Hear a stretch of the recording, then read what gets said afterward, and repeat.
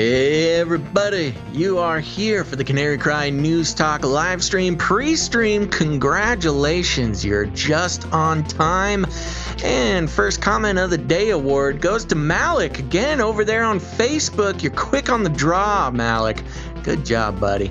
Well, congratulations to you. Your check is in the mail. And to everybody else coming into the chat, I see you and I appreciate you so much. Now, remember, you're going to want to follow us on multiple locations. If you're just following on Twitch or just following on YouTube, you're going to want to follow us other places as well. So check us out at twitch.tv/CanaryCryRadio or youtube.com/CanaryCryRadio. All over the place. DLive, blah, blah, blah. It's all great, folks.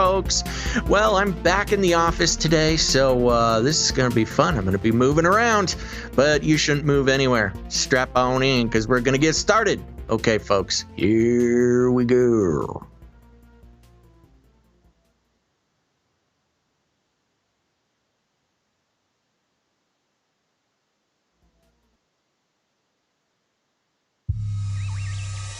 The world is getting crazier. People are acting more and more insane. The end of the world is tomorrow. Tomorrow. There's only one thing to do when the world is falling apart. Listen to Basil and Gonz as they discuss this week's news and events through the lens of Bible prophecy. You are listening to Canary Cry News Talk. You're listening to Canary Cry News Talk. Today is November 16th, 2020. This is episode 266. And today, Addenda 2030, Unbearable Development. Ooh-wee. And I'm no space Karen, but I am your best buddy Basil. And this is Gonz. Welcome to the podcast where we love Jesus, we love you, we learning to love ourselves, and praying for our enemies, especially those that peddle the Agenda 2030 Sustainable Development, that the New World Order thing that is not really a conspiracy theory anymore. But before we get into anything, Basil, what is going on with your eye? Well, you know, I'm looking at the chat again, and more people are asking for my birth certificate. It's never going to happen. You're going to have to dig it up out of some Nigerian archive. Good luck. Is that a hint? He was adopted by a Nigerian tribe. No, I was born in Hawaii. Stop asking questions. Oh, right. Okay. Conspiracy theorist. Yeah, well, if you're watching the live broadcast, I've got some sort of, some sort of infection or something. Don't panic. Don't panic. I mean, it's a pretty common thing on YouTube and conspiracy, circles to make, take screenshots of important figures like Joe Biden or the Pope or Gonz. I think you even have one, a reptilian eye transformation. Oh, yes. Yeah. When people catch you and you are ousted as being part of the reptilian overlords. And it turns out, Gonz, that it's contagious because I've one of my eyeballs, if you're just listening on the podcast, one of my eyeballs has grown at least twice the size that it was originally, and is kind of looking like an eye of Sauron. I think I've gone straight past the reptilian overlord, straight to sort of conscious tower of all-seeing evil. Yeah. Son of a bee sting. My co-host is turning into the bastion of evil. I will pray for you. Look at all these super spreaders I have all around me, Gonz. What am I supposed to do? I know. And they're all upping their game with their red eyes, Yeah. Yeah, for those who don't watch the live broadcast, we apologize. This is a very visual gag. I do have some good news, though, Gonz. I did factually gain access to our Instagram account. Oh, good. I took the first step, so I'm in. I've hacked the mainframe, and so make sure to follow us on Instagram, and I'll post a picture there if you're missing the visuals. Excellent. That's good because people need to see what's happening to you. But also, before we get into everything here, a couple things to mention on the Canary Cry family front that I think will be interesting and worth mentioning, and then we'll briefly touch on the election thing, and then we'll get into everything. Okay. Back on, a long time ago, 2014, we did a Canary Cry radio episode 071. It was called Near Death Experiences. That was a good episode. Yeah. We documented a couple near-death experiences. And one of them was by a fellow believer named Yvonne. And Yvonne sent me a book that she wrote. She runs a website called christianobserver.net. And she has a book called Glimpse of Glory, A Critical Examination of Near-Death Experiences by an NDEer. And that's Yvonne Nachtigall, not Nachtigall. I don't know how to pronounce her name. I think she says it in the episode.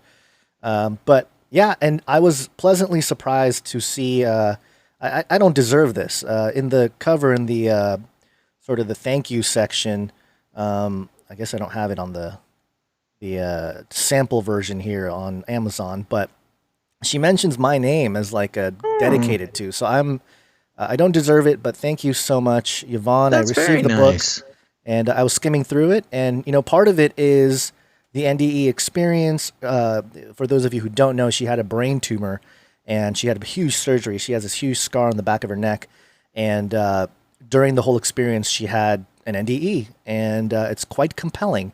But then she goes into all kinds of theology stuff and eschatology stuff and exposing everything, from Zionists to evangelicals. I mean, she doesn't really hold back. She really goes after everybody. Equal opportunity offender. Yeah. So, check it out if you haven't.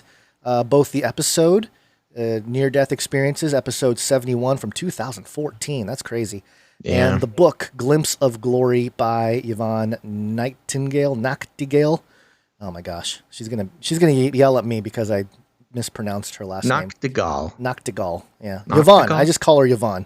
Yeah. Sister Yvonne. Yeah. Well, Yvonne's all over the place. I see her popping up on all sorts of our stuff. So yeah, that's great. Hey, where's my PDF? Yeah. I'll send you a PDF. Thanks. Ooh. Once I scan it. Oh, did you get a hardcover? I did. My gosh. It's a hardcover, yeah. Lucky day. Okay. I know. Had a handwritten note in there. It was very nice.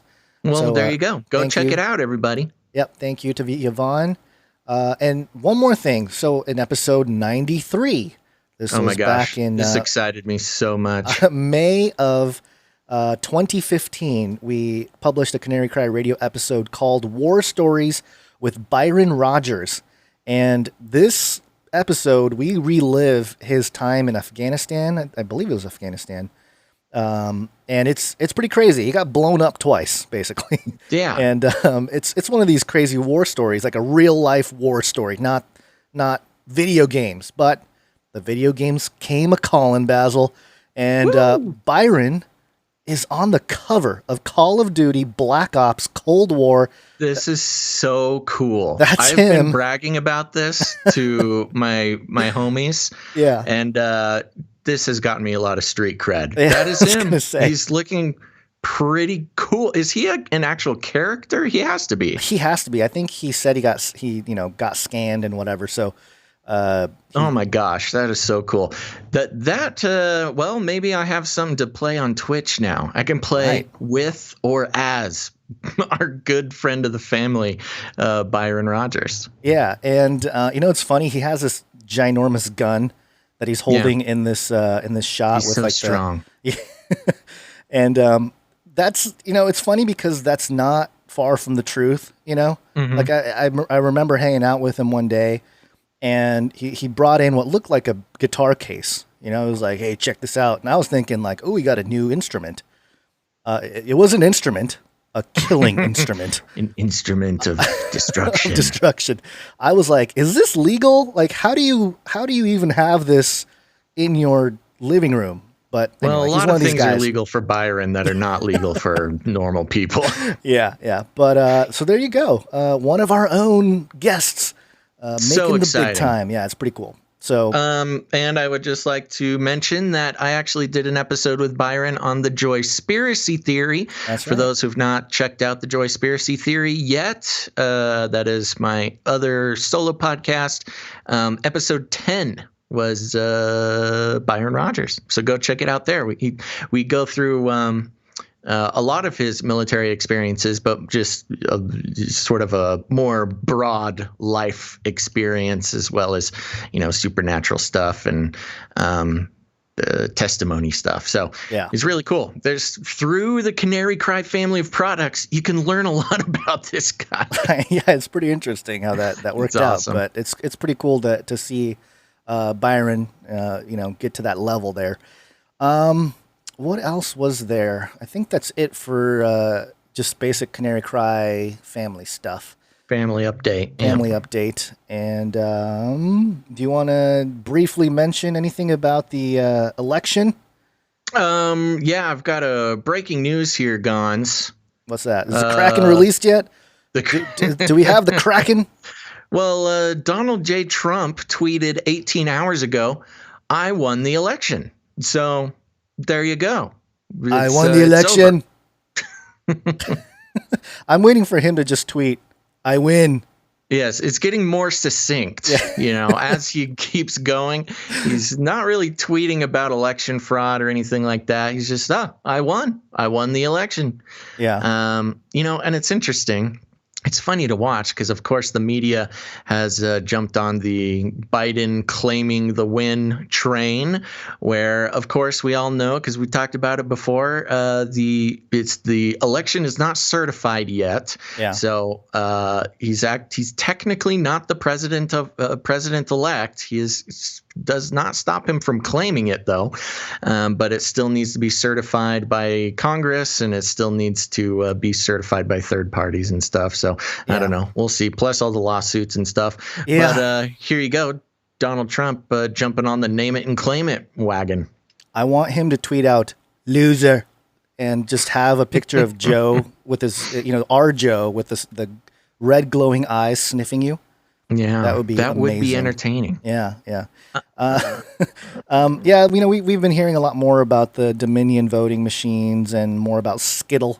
And, well, see, and this is why I'm loving it. We're waiting. We're getting more information. Some more certified information is coming out.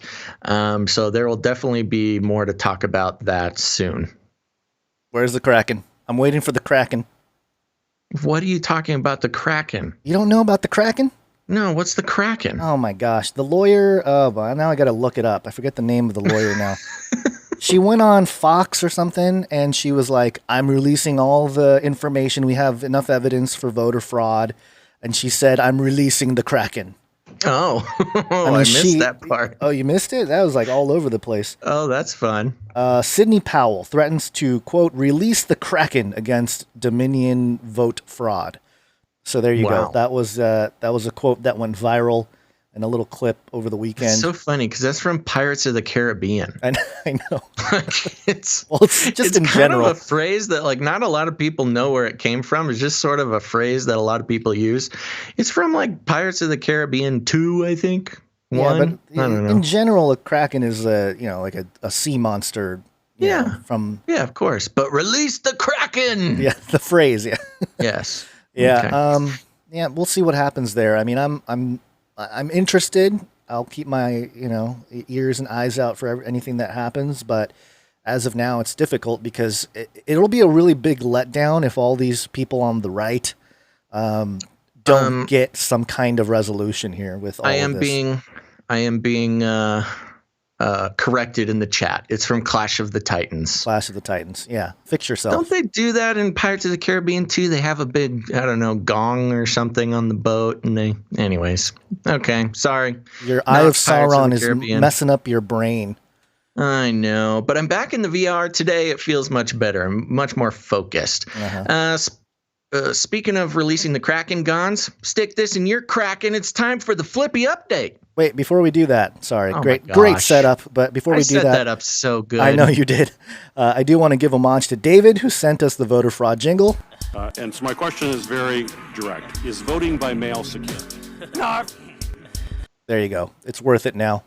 It makes sense now. He sent it a month before the election, so he knew what was up. We've played it before. We have. I just wanted to, just give him credit for, because we're talking about it at the top of the episode and we're not playing the jingle. So, okay. Something to mention. All right, here we go. All right, you want to set it up again or just go right into it? No, now I'm sad. Just play the jingle. Flippy update. Do you want fries with that?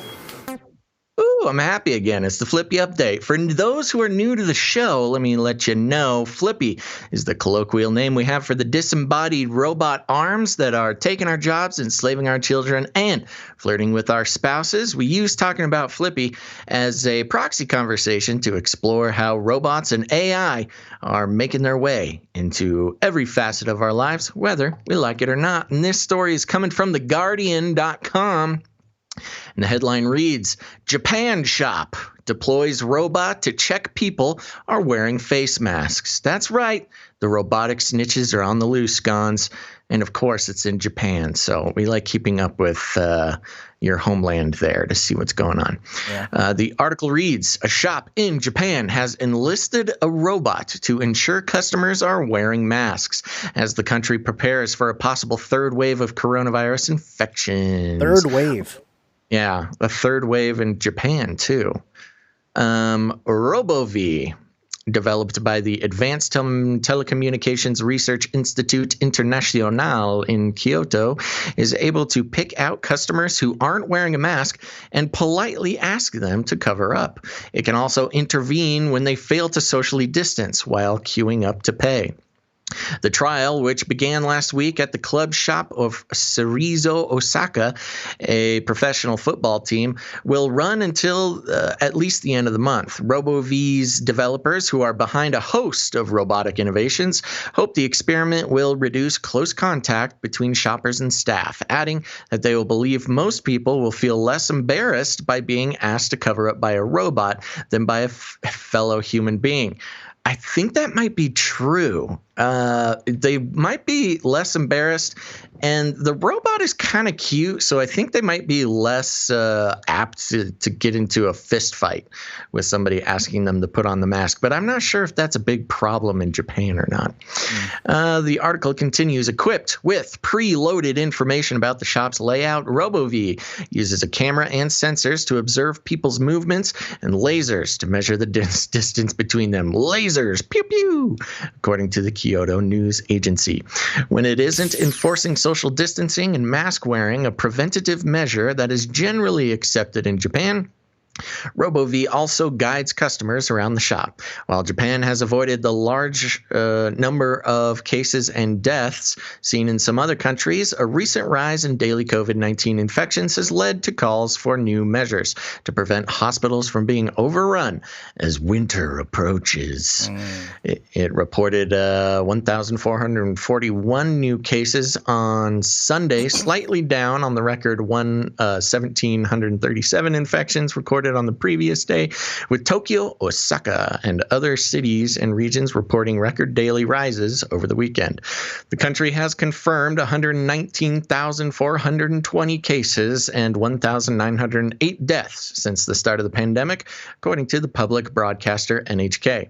The Prime Minister Yoshihide Suga has said there are no plans to rethink a subsidized domestic tourism campaign or to declare a second state of emergency. Oh, sounds like a chill guy.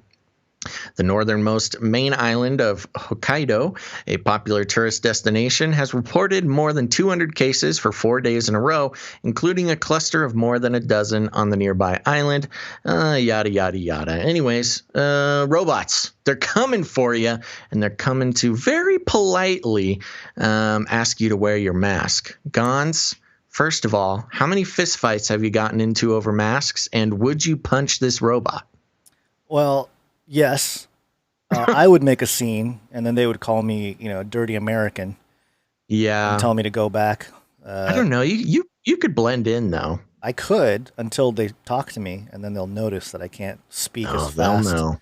And it's they'll clear know. in Japanese. But yeah, the whole they do the cute thing very well. They do sort of the inconspicuous, innocent thing very well too. So I can see the robot being like, "Oh yes, please wear a mask," and then if you don't, I don't know what happens then. What are there levels to this? Like, does he come poke you? Excuse me, sir. Yeah. How aggressive does this robot get? I don't know. I mean, they mentioned that it has lasers, so.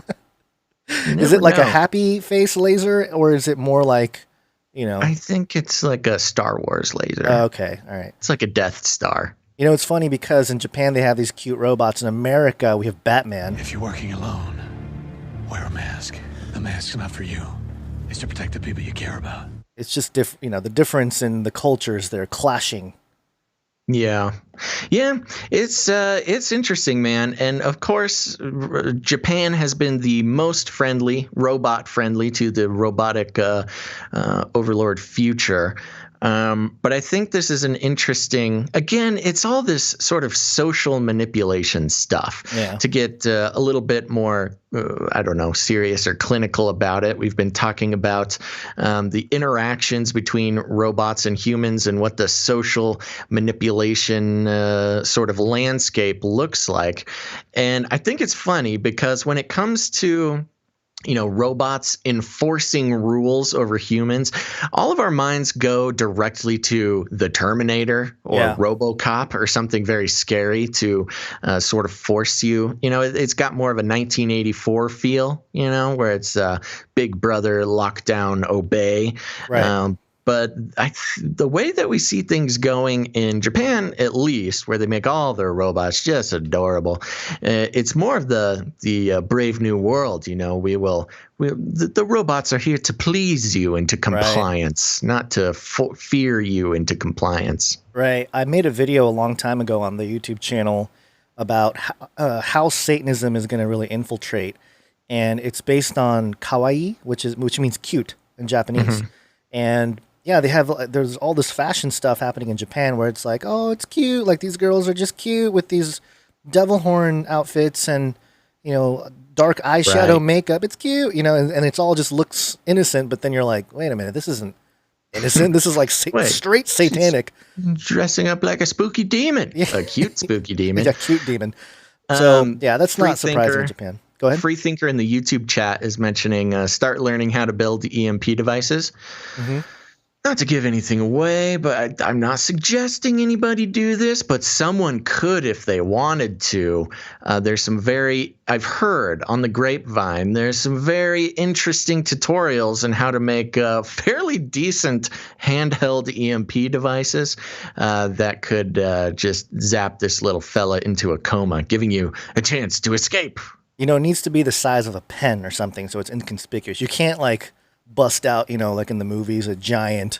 I saw this pretty good. Well, I've seen one that is about the size of a flashlight. Well, in fact, it's built into a flashlight because this was a DIY guy who made it, and he was able to take out medium-sized electronics with a flashlight-sized EMP device.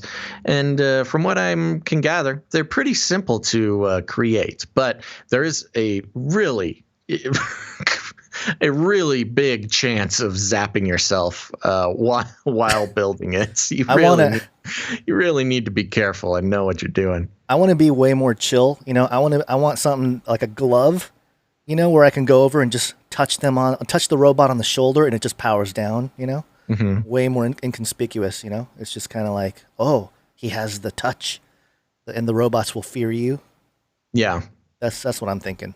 Okay. You're more, you're more guns blazing, Mad Max, giant mech, and I'm more like, I'm gonna like Jedi infiltrate. mind trick. Yeah.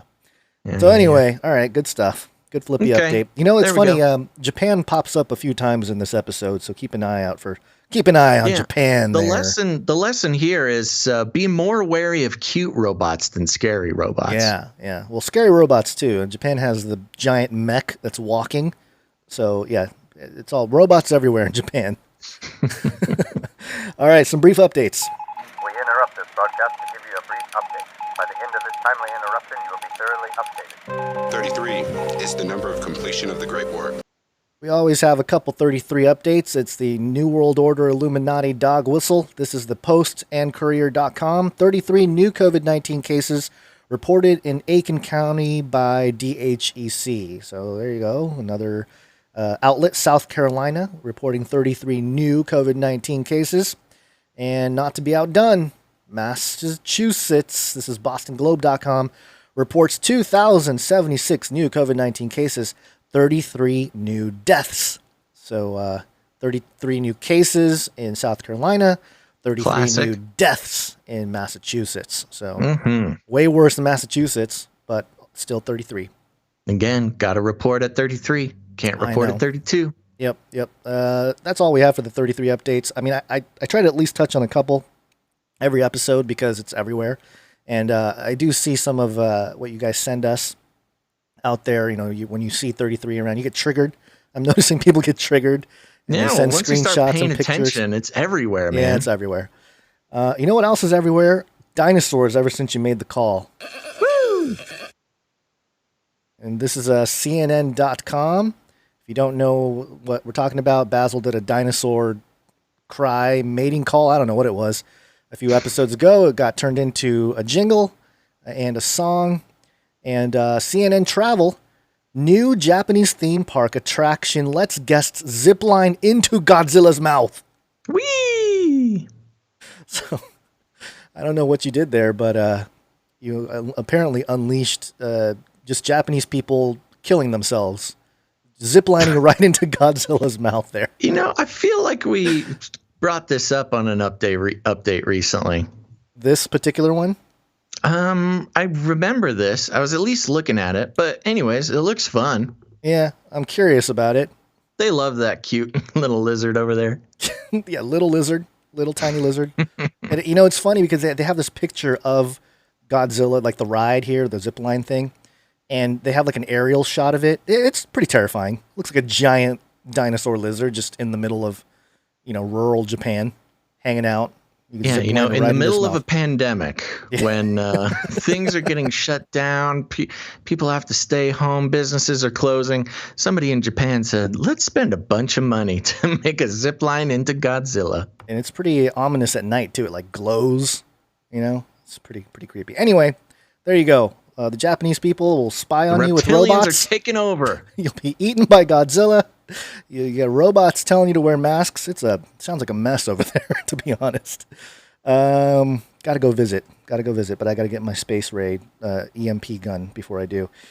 Next up, this one's for you, Basil. Space. Yay! Space.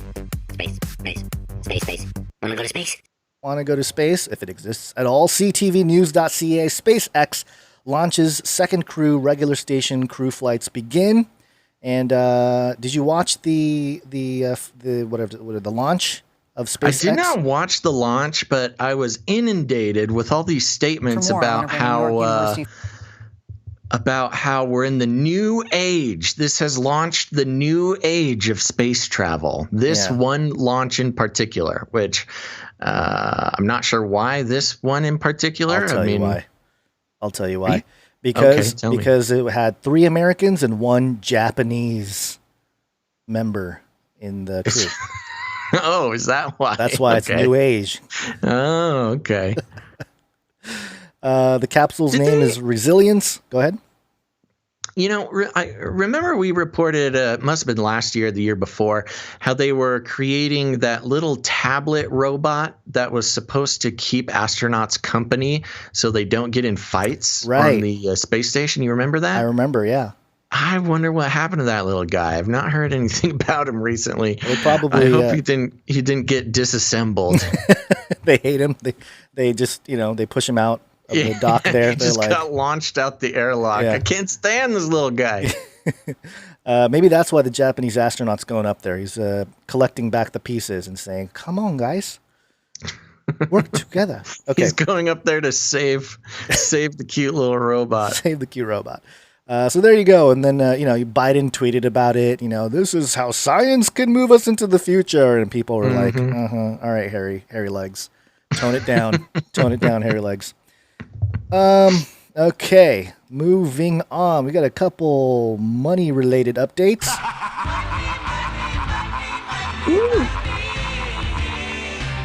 It's been a while since we've heard that jingle. Yeah. This is MSN.com. Actually, it was a Bloomberg article. It's a few days old now. The argument to tax work-from-home benefits. Oh, I know. My gosh, this is crazy. And I'll read a couple sentences here. Choosing to earn a living from home once the pandemic ends is a privilege that you should pay for, according to strategists from Deutsche Bank AG's it's a research privilege we're forcing you to take advantage of. Yeah. Well, they say once it ends, but once it ends, quote unquote. Yeah. And I thought I had something else highlighted. I guess I don't. But basically, their Deutsche Bank Research undertook a survey to examine the major global shift towards remote work. Blah blah blah. Basically, they want to tax you from just because you work from home, because it's a privilege. It's quote, working from home will be part of the new normal well after the pandemic has passed.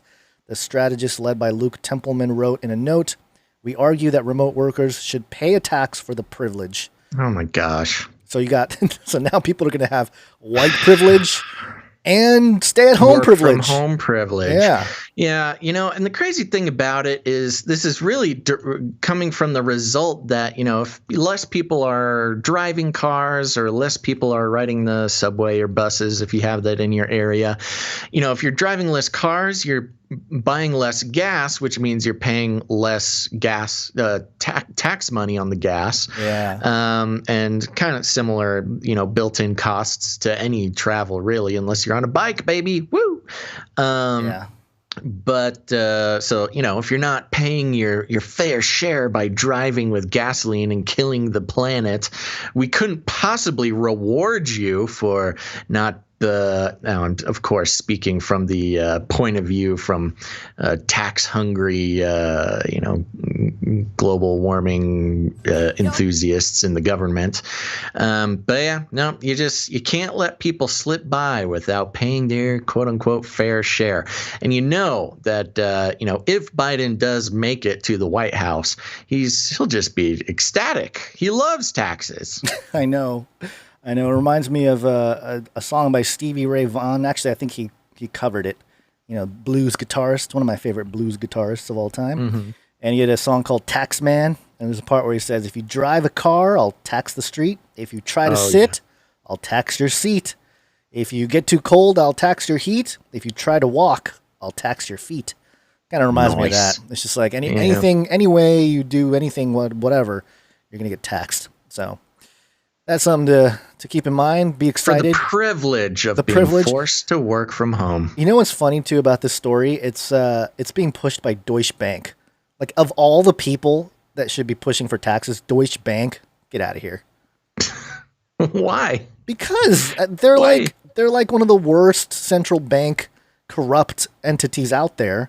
Oh, well, that's exactly why they do support taxes. I know, but it's just that's more of a reason to get out of here and buy Bitcoin, apparently, because our next story has to do with it. Bitcoin go to moon. Whee! And Basil, you and I made some predictions several episodes ago now, several months ago. And I think you said 150K.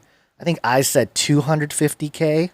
Mm-hmm. We may have been lowballing it because according to Citibank, this is not some fringy crazy person, Coindesk.com, Citibank analyst says Bitcoin can pass $300,000 by December 2021. That's next year. Very soon. That's crazy. Like really soon. And that would be, like 20x from where we are now? I mean, it's pumping right now. It's at 16,800 right now. It's going to hit that all-time high. 10, 15, about 15x, yeah. Is it 15 now? Oh, yeah, it keeps going up, so I guess I got to redo the math. But well, that should make you feel a little bit better at buying the high right now. yeah, the 16,000 might seem cheap. Gosh. But, $300,000 per coin. And did you see the senator for Wyoming? I did. That was crazy. Yeah, let me try to find it real quick because that's another level of Bitcoin in the public, conversation, if you will. Well, that's been part of the big thing happening the past year. I would say really, maybe year and a half or so. There was the big crypto boom in 2016, which saw, rises and an eventual pretty drastic fall after that a lot of people got pretty perturbed over. But we're back up. We're getting close to late 2016 prices. 17. 2017. Yeah, sorry. 2017 prices. And a lot of this, I mean, of course, since 2017, we've had institutional money buy up a bunch of Bitcoin, a bunch of the big banks and financial products companies. But now we have actual politicians talking about it, which really we haven't seen too much of. No, this is Cynthia Marie Loomis. She's a Republican and the first female Senate to represent the state of Wyoming. Well, this one very interesting. You're the first senator to own Bitcoin. I'm going to be fully transparent here and say I'm not well versed in Bitcoin, but I know that there are a couple people who believe, yes, you should be an advocate for this type of currency. And Advocate. Oh, it's loading. Why is it loading? People who are raising some concerns that this could be a front for money laundering or for some sort of tax evasion. Where do you stand? Do you hope to bring Bitcoin into the national conversation? I do hope to bring Bitcoin into the national conversation. I'm a former state treasurer, and I invested our state's permanent funds. So I was always looking for a good store of value. And Bitcoin... Oh, man, doing a lot of loading here. I must have... fits that bill. Our own currency inflates. Bitcoin does not. It's 21 million Bitcoin will be mined, and that's it. It is a finite supply. So I have confidence that this is going to be an important player in stores of value for a long time to come. Well, we are more well-versed now. Well, we are more well-versed now. Well, first of all, I don't buy this for a second that she's the first senator to own Bitcoin. Yeah. Maybe she's the first one to publicly admit it. Right. Because, of course, if you're in the know, I cannot believe that, what's the Paul? Rand Paul? Rand Paul. Yeah. Is that the younger? Is that the son? Yeah, Rand. I'm sure Rand Paul's had some Bitcoin for a while. Yeah. It's something that's been sort of a thorn in the side of the central banking system. And, some people say it's all planned and perhaps, but given the way that central banks are reacting and how they're trying to quickly come up with their own cryptocurrency. I mean, think about this. Bitcoin came out, it's probably some rogue NSA something or other. It's possible that they were in the Intel community and they just went rogue and they're like, hey, I'm going to do something to help the people. It kind of went crazy, and then and obviously price went up like crazy, and now all these banks and all these institutions are like, oh, we want to make a Bitcoin too, like our Bitcoin, and you got to think that's a little suspicious, right? I mean, if Bitcoin was just truly like a big plan, then why not just get everybody on it and lock everybody down and mark them on the right hand and forehead? But that's not what's taking place here. So, it could be the last bastion here of an ability to, have some kind of sovereign money. And at the very least, digitally. That's the one thing to keep in mind. Your money is mostly digital already. If you're logging into banks and looking up your dollar amounts, that's digital. And that's all. Your money is beholden to the banks and just a password to go into the bank. Well, that's the funny part. I mean, I've seen it even in the chat today. People talking about how Bitcoin is bringing the cashless future. It's not Bitcoin bringing the cashless future. You've been in a cashless future for years. Yeah. I mean, those digits in your bank account that you check on your app, that does not represent cash. It doesn't represent anything. Yeah. It's just a number that they type into your account. So, as far as Bitcoin being sort of the herald of cashless society, it's a side hustle of cashless society. Right. It is not the progenitor of it. Yeah. And if you really think about what it's doing, just keeping it very simple here, if I want to send some money to somebody in Africa or somebody in Japan, even, let's say it's a few $1,000s or whatever it is, that's going to take a while. I can't just send it. It'll have to be going you got to pay for the middlemen. Everybody gets their little cut of it. It takes 3 weeks. Yeah. It's a huge mess, and it's these bankers are just ripping everybody off. when technically we have this ability to just say, hey, let me send you some Bitcoin with, give me your address, your public key, and boom, bypass the whole system. Yeah. And honestly, to be clear here, for at least for my point of view, and we're very well versed, I would say, more than usual, more than your normal normie about Bitcoin. We're not necessarily saying like Bitcoin will save us all. Right. It's just that, Bitcoin is what it is. And I mean, if they say you have to denounce Jesus and worship the devil to use Bitcoin, probably won't do it. Probably not going to use Bitcoin. Probably not going to use Bitcoin.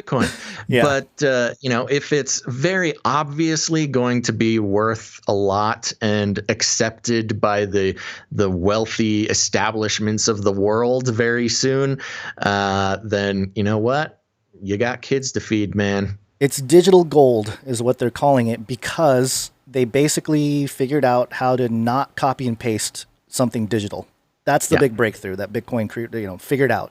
Which is funny. I mean, it's a very simple concept that Bitcoin is founded on, but it gets all mixed up in all this economic jargon. Yeah. Really, all Bitcoin did was in 2008 release a way to have a digital item that you can't copy and paste. Yep. And that's what a Bitcoin is. Yep. It's just a digital item that Stop promoting Bitcoin, Basil. Can't be replicated. It's a very simple thing. And, you got to be a little tech savvy to see why that's so revolutionary. Yeah. But that's okay. It almost seems like it's how digital Stop money. Promoting Bitcoin. Yeah. Wow, YouTube hates Bitcoin. That's crazy. Well, at least the chat here hates Bitcoin. That's okay. Bitcoin if you want. That's okay. I forgot what I was going to say now. Anyway, it doesn't matter. Well, the story being it's Citibank, a giant multinational banking corporation, thinks it's going to be worth $300K in a year. Yeah, so Fitzpatrick, who is Thomas Fitzpatrick, the global head of the company's CityFX Technicals Market Insight product, said, quote, where's the quote? Wait, hold on. Let me just read this. Fitzpatrick pointed to Bitcoin's weekly chart and used technical analysis to prior highs and lows to determine a target of $318,000 by December 2021. Quote, this kind of technical analysis is of little value, Classic Macro commented on his tweet. There's no edge in guessing targets so far in time with TA. Well, all right. I mean, the stock to flow models, there's all kinds of models saying that Bitcoin's going to go over $100,000 in the next few years here, in the next cycle. And we'll see what happens with the price, blow off top. But that's if you're thinking about it in dollars. If Bitcoin becomes the world reserve currency, then everyone's going to be talking about how many Satoshis they have and not in dollars. You're not even going to talk in, You're not even going to talk in Bitcoin. You're going to talk in Satoshis. You're going to be talking in Satoshis. So that's a whole different rabbit trail. Let's move on. I'm tired of people being angry about Bitcoin. The corn, that's what they call it, the Bitcoin. A new world order can emerge. Okay, so this is Trudeau over in Canada. Oh yeah, we gotta give credit to all of our Canadian listeners because you guys came out of the woodwork to let us know about this. I did a quick edit on the actual original video because it reminded me of the father in the movie called Equilibrium, circa which 2002. Apparently nobody else remembered. Nobody watched Equilibrium? The movie. I don't remember the father. You don't remember the father? Okay, well, anyway, Equilibrium has a scene where the father who appears on screen is talking about how the council chose him. And anyway, I spliced it into the Trudeau clip. So here it is. The council simply elected me to pursue Building Back Better, reaching the 2030 Agenda for Sustainable Development and the SDGs. This pandemic has provided an opportunity for a reset, to reimagine economic systems that actually address global challenges like extreme poverty, inequality, and climate change. The council simply... So there you go. Very good. Trudeau, obvious. I mean, we've been keeping an eye on Trudeau. We don't do a whole lot of reporting on Trudeau, but he is really a snake in the grass for a lot of reasons. At least if my Canadian analysts are to be believed. He's one of these guys. He's all 100% bought into the globalism thing. Of course, Canada still technically a Commonwealth under the Queen. Yes. So, you got your own things to deal with there. But he's one of these things, SJW, eco-warrior type of guy. But at the same time, will sort of backhandedly make humongous corporate, oil deals that totally I'm trying to use nice words here, but Canadians are very unhappy with he's selling out his country in a lot of ways. Yeah. There's that big oil pipeline deal that he did behind everybody's back while he was outwardly talking about how, we need to fix the environment and every Canadian needs to sacrifice to save our world. When the official science, quote unquote, official science of climate change has Canada at almost experiencing none of the effects. It's like the least affected place in the world by, according to the climate scientists. And yet they're taking some of the most extreme precautions. So There you go. Thanks to Trudeau. And this little clip was great. He pretty much hit every single buzzword. I know. So this is I have a video here that I published back in September of 2015. So over 5 years ago. And it was called 2030 Agenda. The Pope ushers in the New World Order Sustainable Development. And in the video, I talk about how the Pope came to New York at the UN Council there, announced the 2030 Agenda, and announced this whole thing. And, a lot of people were like, oh, it's a conspiracy theory. It's craziness if you want to think that they're trying to establish a global governance here and, all that kind of stuff. Right. And then Trudeau, in 20 seconds, mentions every key trigger word that would, suggest that this is some kind of one world government system. He says build back better. He says Agenda 2030. He says SDG, which is Sustainable Development Goals, and the Great Reset, and climate change and all that. But he literally in 20 seconds he says everything.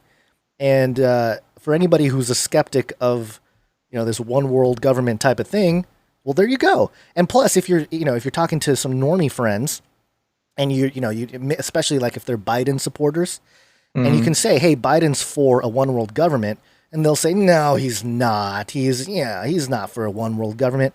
Well, listen to one of his first tweets was we're going to build back better, and one of the first things Trudeau says here is build back better. What do you got here? You got stuff popping up on my screen? Yeah, here? This is just a fun collection of Trudeau's blackface appearances. I thought as long as we're talking about Trudeau, we can't talk about him without showing him in blackface.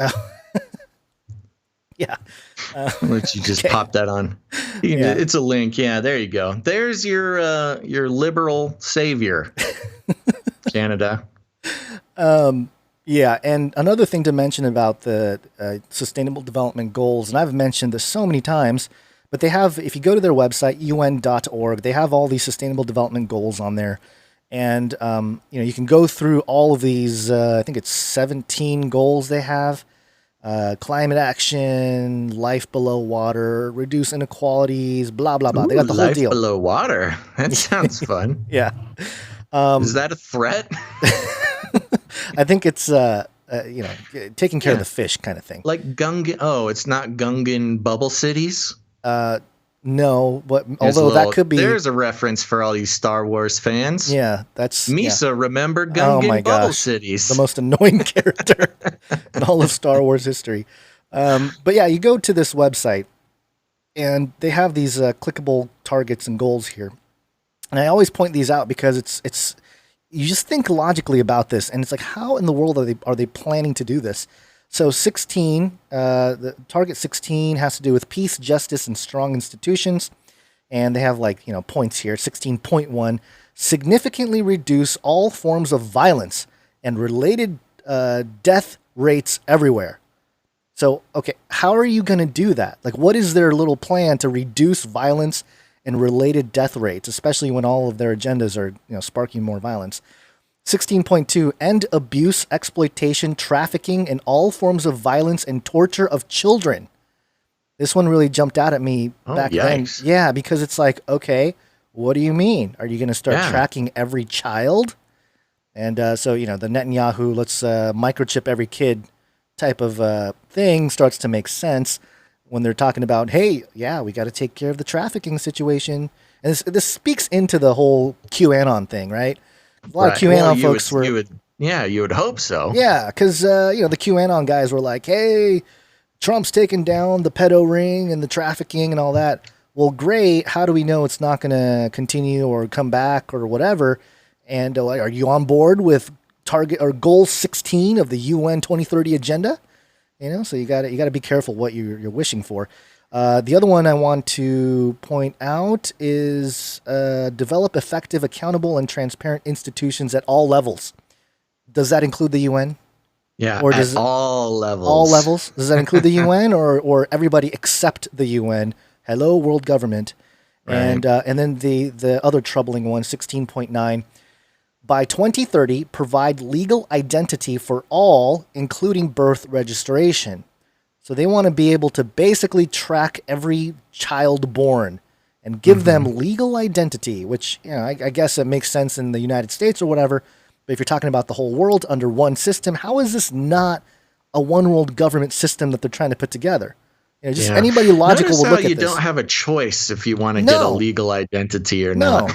Yeah, it's just they're going to give it to you, and the UN are just going to do it, right? And then I like this last one here, 16B, promote and enforce non-discriminatory laws and policies for sustainable development.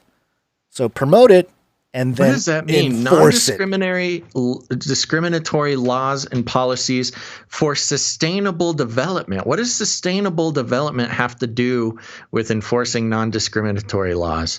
I mean, is that like dead naming? Are we talking dead naming and, baking cakes for gay people? We just want justice, peace, and inclusive societies, Basil. Don't ask questions. Okay. Don't ask questions. That's good. I'm not asking. I don't. Hey, look, I know when to not ask questions. So there you go. I mean, this is, a big part of the global governance move here. And they're in, toe and toe with the scientific dictatorship. And that's why we're seeing one derivative of scientific thinking taking over with masks and lockdowns and all that kind of stuff. So, yeah. Sounds fun. What a fun, quick little update that was. I know. I'm sorry. That's there's a lot there. But it's good. It was good stuff to be reminded of because, of course, that's agenda. Like you said, it used to be Agenda 21. Now it's Agenda 2030. Agenda 21 used to be like the core, or at least a core crazy conspiracy theory that if you ever brought it up, people knew not to listen to you. And now you've got politicians all over the world freely quoting it as if it's been the plan the whole time. And how could we possibly question it? Yeah. And that's the beautiful manipulation that we've been seeing over, frankly, the past, I think 12 months has been the sort of hottest flame of that manipulation happening right in front of our eyes. Yeah, and the mainstream are always going to label or frame people like us that are talking about it as right-wing conspiracy theorists. Because there have been articles, and I don't racists. Have it. Racists, yeah. And I've had people say, nationalists. You're a fascist. You're a nationalist. And my whole thing is like, okay, you can maybe label people that are like pro-America as nationalists, but what's wrong with promoting a nation that has a lot more freedoms than other nations? Like, I don't understand. It's racist, Gons. It's racist. Nothing is better than anything. Nothing's better than we're all the same. We don't have. I don't have the article in front of me, but there was another article basically saying that the reason why trying to claim, on no uncertain terms here, that the 2030 agenda is not some kind of plan to make a one world government. They categorically state, no, we are not trying to create a one world government. And it's like, really? And they don't explain themselves. They just say, we're not trying to do it. Anyone who says they are conspiracy theorists, right wing, whatever.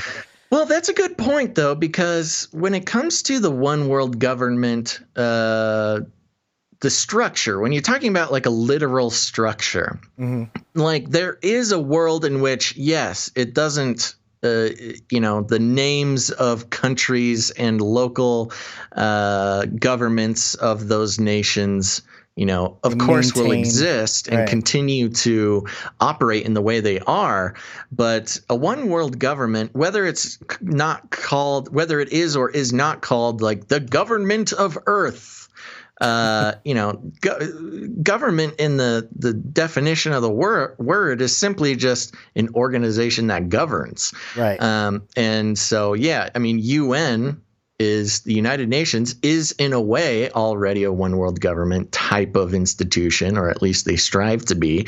Doesn't mean it's going to say UN on your tax return. Right.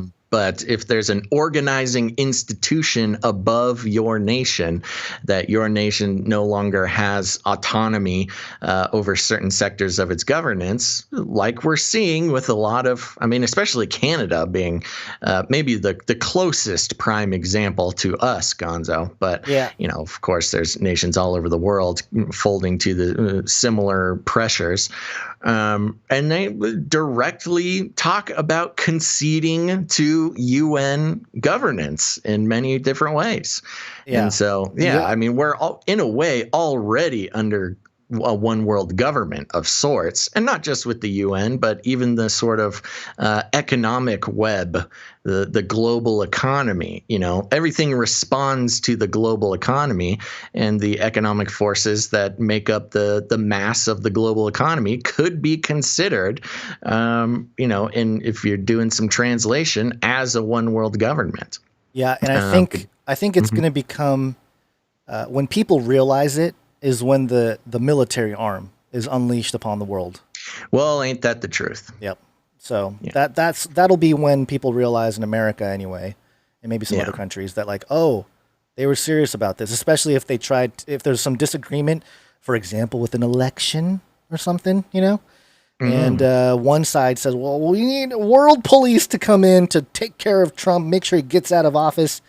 And wow, now you have, people talk about a civil war, and it's like, kind of. Well, there's very interesting rumblings going on. Now, I couldn't certify this evidence, but there was rumblings going on that in the big DNC meetings that were taking place before the election, they were talking about calling on the UN to aid with military force to force Trump out of the White House. Now, that is leaning pretty far into sort of not circumstantial evidence, but unverified evidence that I couldn't quite find the video proof of, but there were people talking about it. Yeah, and Canada has some plans to get into some serious lockdowns and vaccinations and stuff. And that actually leads us to the next story here. Oh, it's the New World Order. It's here. That's right. The New World Order is here. Yep. We'll start with a tweet here. Oh, you're going to start with a tweet. Okay. Do you want to do the tweet second? Well, it doesn't matter. It's a 9-second clip of Denmark, 9 days of protest over a new law that, quote, would be able to define groups of people who must be vaccinated. People who refuse the above can be coerced through physical detainment, with police allowed to assist. Dun, dun, dun. Denmark and people in Denmark are not having it. They're out protesting, which is a great thing to see. But also, is it all futile? Well, it's interesting because there's other countries talking about this same thing, and you're not seeing similar response, which is why I am, as an American, an independently minded American, why I'm proud of Denmark. Yeah. Again, Dutch listeners, I know you're out there.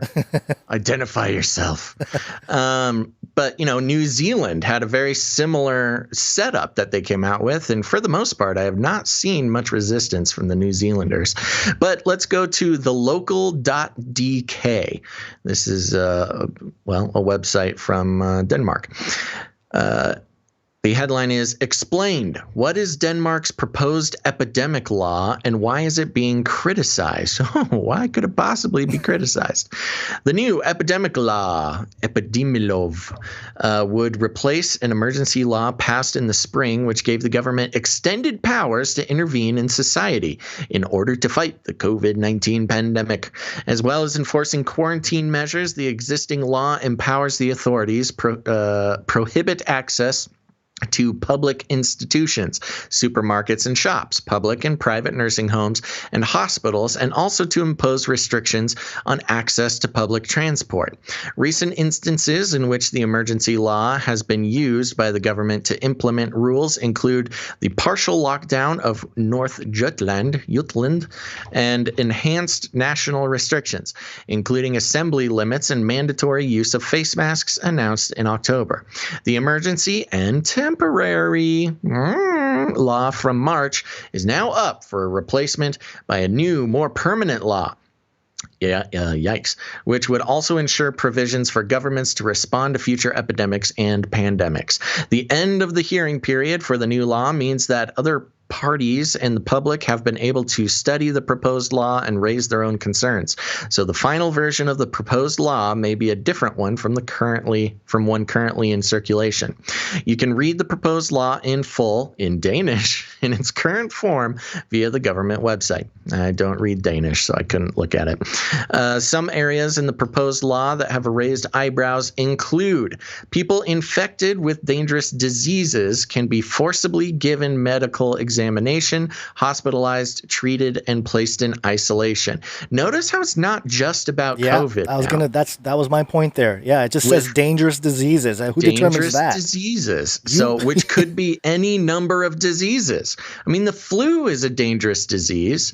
Anything from bronchitis. That's what disease isn't dangerous? Well, that plus depending on how they define it, are they going to include psychological problems, like mental problems? If you're a conspiracy theorist, are you carrying some kind of dangerous brain disease? Yeah. And again, I excuse myself. I'm learning. Yes. The Dutch are from Holland. Danish are from Denmark. Oh, okay. Moving on. The Danish Health Authority would be able to define groups of people who must be vaccinated in order to contain and eliminate a dangerous disease. Again, any dangerous disease. People who refuse the above can, in some situations, be coerced through physical detainment, with police allowed to assist. You know what's interesting here? The police are allowed to assist. Who is doing the physical detainment if not the police? The robots. Yeah, is this a citizen's arrest thing that Maybe. The police are allowed to assist in? Anyways, medics have voiced their concerns. Ooh, good. Medics have voiced their concerns that the proposed law will give the government too much power over healthcare, as reported today by DR. Quote, "We think these are regulations that go too far and ought to be changed," Camilla Rathke, head of the Danish Medical Association, told the broadcaster, adding that such power in the hands of authorities could feel as though it was, quote, overstepping boundaries for individual patients. The association believes that mandatory vaccination would be an absolute last resort and expressed its concern for patients' legal rights, DR writes. Additionally, the law leaves the decision of when a disease is dangerous enough to bring the epidemic law into use solely in the hands of the health minister. One guy gets to make the decision when the disease is dangerous enough. Although an advisory commission can be involved, the government does not have to follow its advice. We, quote, we don't suspect a minister to have bad intentions, but decisions on emergency situations need broad parliamentary support, Anders Bike, head of the Danish College of General Practitioners, told DR. Meanwhile, the law also enables major decisions to be made on the basis of a principle of caution. Ooh, I can take a running start at the Danish word for principle of caution. Forsigtighed sprintstip. Forsigtighed sprintstip. I'm sorry. Without conclusive scientific evidence. Oh, goodness. This has already occurred under the emergency law when the government decided to cull millions of minks. Oh, those poor minks. Due to evidence, not conclusive, that a mutation of the coronavirus in the animals could risk the effectiveness of a future virus. What? This is something that we've been seeing a lot. Let me read that again. When the government decided to cull millions of minks due to evidence, not conclusive, that a mutation of the coronavirus in the animals could risk the effectiveness of a future virus. Is that supposed to be vaccine? I mean, it seems like they would try to say vaccine there, but the minks could risk the effectiveness of a future virus. Is that some doublespeak I'm not catching, Guns? Maybe. Yeah, I see what you're saying. You're saying the word virus should be replaced by vaccine. Maybe they. Yeah, why would the mink? Anyways, doesn't matter. I'm getting lost here. Quote, the larger of the intervention in public rights, the larger certainty there would be over the effect of it. Louis Holck, director of the Danish Institute for Human Rights, told DR. You know, the mink thing really is a spooky metaphor because this, I believe, is the Netherlands. It was the Netherlands that those minks got all murdered, right? Is a spooky metaphor for, hey, these minks have a virus. Let's just get rid of them, no matter, whose business it puts out of business or whatever, because this is going to risk the effectiveness of a future virus. If that doesn't ring any bells to the dear Danes over there as to what the government is willing to do, that's pretty spooky. Quote, the larger the intervention of the public rights, the larger certainty there should be over the effect of it. Louis Holck, director of the Danish Institute for Human Rights, told DR. A further criticism of the proposed law is that it would force businesses and organizations to hand over information about staff and members to authorities, such as information regarding individuals' movements. That promotes a culture of surveillance, which in no way benefits trust in society, the Danish Council of Ethics told DR. Rasmus Langhoff, health spokesperson with the governing Social Democrats, noted in comments to the broadcaster that the proposed law is not yet at the final draft stage. Quote, we are looking at the collected answers from hearings and are listening to all the concerns and suggestions for improvement, Langhoff said. Well, the good news here that I can see in this article is that a lot of what seems to be pretty official organizations are pushing back against this. You've got Danish Council of Ethics. You've got the Danish College of General Practitioners. You've got, you got a lot of the Danish Medical Association. A lot of people a lot of big organizations seemingly pushing back on this, which is good to see. Yeah, it's good to see. And again, going back to that video clip of, I don't know how many people, thousands maybe, of people protesting for 9 days in a row. Against this whole thing. If the people have spoken, hopefully they tone it down. But it's one of those issues where, again, when there's open resistance against something, they're just going to find different ways to wiggle in there. Verbiage that's a little more ambiguous or not specific, and it's always going to come through eventually. But it's nice to see that there's some woke folk over there in Denmark. Well, especially going on over in Europe. That's, believe it or not, European listeners, a lot of Americans don't have very high expectations of Europeans pushing back against this stuff, for better, for worse. But, there's some Europeans over there that are stepping up to what the expectations of your American brothers and sisters would hope. Not that that should mean anything to you, but just as a thumbs up from over here. Yeah. And that's, again, good to see. But also, again, is it all futile? That's kind of the question, because it seems like it doesn't matter what people think because of this deadly virus that's, killing everybody, Basil. Have you noticed? It's killing everybody. It is. It's killing 0.05% of people who are infected. Have you noticed that all the homeless people are just dead on the streets from the virus? It's out of control. Somebody get them some soap. To go along with this, we got one more story before the break here. And this, actually a couple more. This is, let's do this one here. Waccine.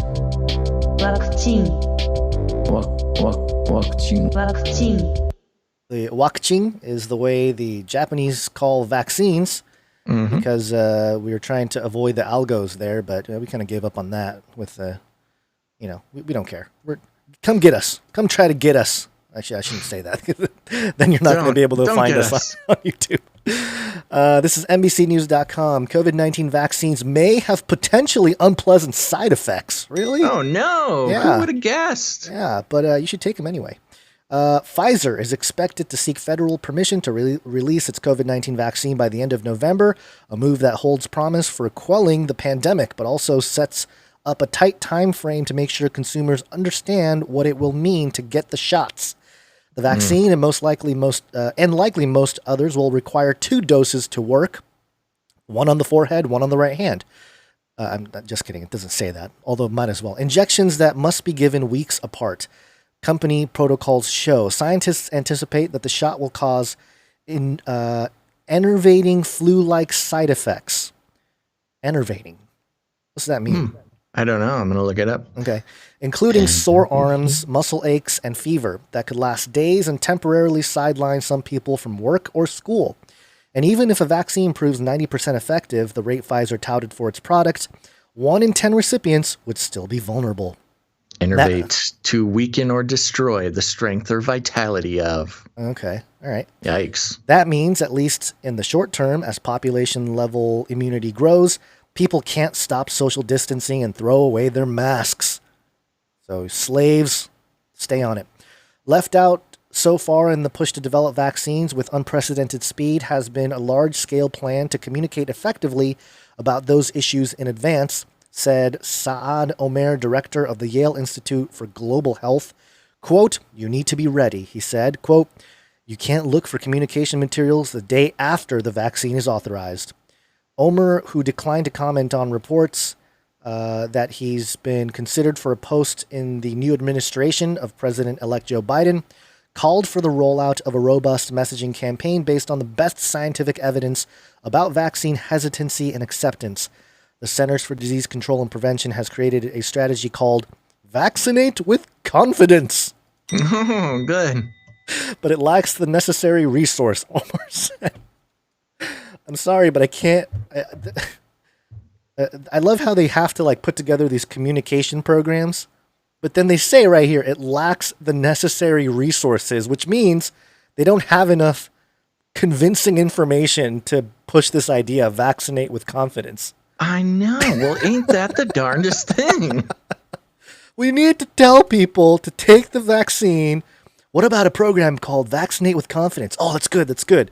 Let's put something together for that. Well, we need more resources. We can't quite do that yet. We don't have the info. Quote, "We need to communicate, and we need to communicate effectively, and we need to start planning for this now," he said. My gosh, he sounds like a villain. Yeah. Or is it a she? Maybe it's no, that's a different one. Such broad-based outreach will be necessary in a country where, as of mid-October, only half of Americans said they'd be willing to get a COVID-19 vaccine. Initial doses of any vaccine would be limited at first, but experts predict they may be widely available by the middle of next year, discussing potential side effects, early counter misinformation that overstates or distorts the risk. Quote, "The biggest tragedy would be if we have a safe and effective vaccine that people are hesitant to get, said Dr. If only we had a safe and effective vaccine. I know, that the truth would be wants a to come out. tragedy if it existed. The truth wants to come out so bad. It's hilarious. Said Dr. Preeti Malani, Chief Health Officer and Professor of Medicine at the University of Michigan in Ann Arbor. Pfizer and its partner, the German company BioNTech, said Monday that their vaccine appears to protect 9 in 10 people from getting COVID-19, although they didn't release underlying data. They keep saying this in the news. That's the problem with all this, man. None of these studies are putting out the actual data. These are all just press releases. Pfizer was this? Oh, this is the Pfizer one. This is Pfizer, yeah. Yeah. But it's funny how the mainstream news will slip it in there, you know. But then you go on social media and it's all like, "Oh, we found the disease, there's the cure for the disease," you know. And it's like every article has like, they did it, except we don't have any data. But let's not talk about that. Let's keep going. I mean, they're literally saying, "We did it. It's great." We didn't really, but it's nice to say. Now that Hairy Legs Biden is president, it feels good to say it, so we're just gonna say it. And you know, I will mention that if just as a tangent thing to the elections, if they reverse the trend here and Trump gets into office, what do you think is going to happen with all these vaccine companies? Are they going to start saying like, "Oh, wait a minute, the data came out"? I don't even think it's a Biden-Trump thing. I mean, Trump is the one who paid for all this. No, I know. That's what I'm saying, though. Operation Warp Speed, baby. I know. But I'm saying, like, in the public, they're not giving him credit for the vaccine. Of course. You only get all this good news because Biden is currently claiming to be the president-elect. Good news in air quotes, but yeah. Just a tangent there because it's all kind of one thing, especially with Operation Warp Speed there. Right. It's the first of 4 COVID-19 vaccines and large-scale efficacy tests in the U.S. to have posted results. Data from early trials of several COVID-19 vaccines suggest that consumers will need to be prepared for side effects that will while technically mild, could disrupt daily life. Like getting COVID in most cases. I don't have COVID, but I'm weak and cold, and I can't work. Senior, and I have to work from home, which means I have to pay more taxes. A senior Pfizer executive told the news outlet Stat that side effects from the company's vaccine appear to be comparable to those of standard adult vaccines, but worse than those of the company's pneumonia vaccine, Prevnar, typical flu shots. Okay. Yeah. The sad part about this is, Gons, I actually had some bad news recently. A good friend of mine recently had 2 grandparents pass of COVID, and is very sad.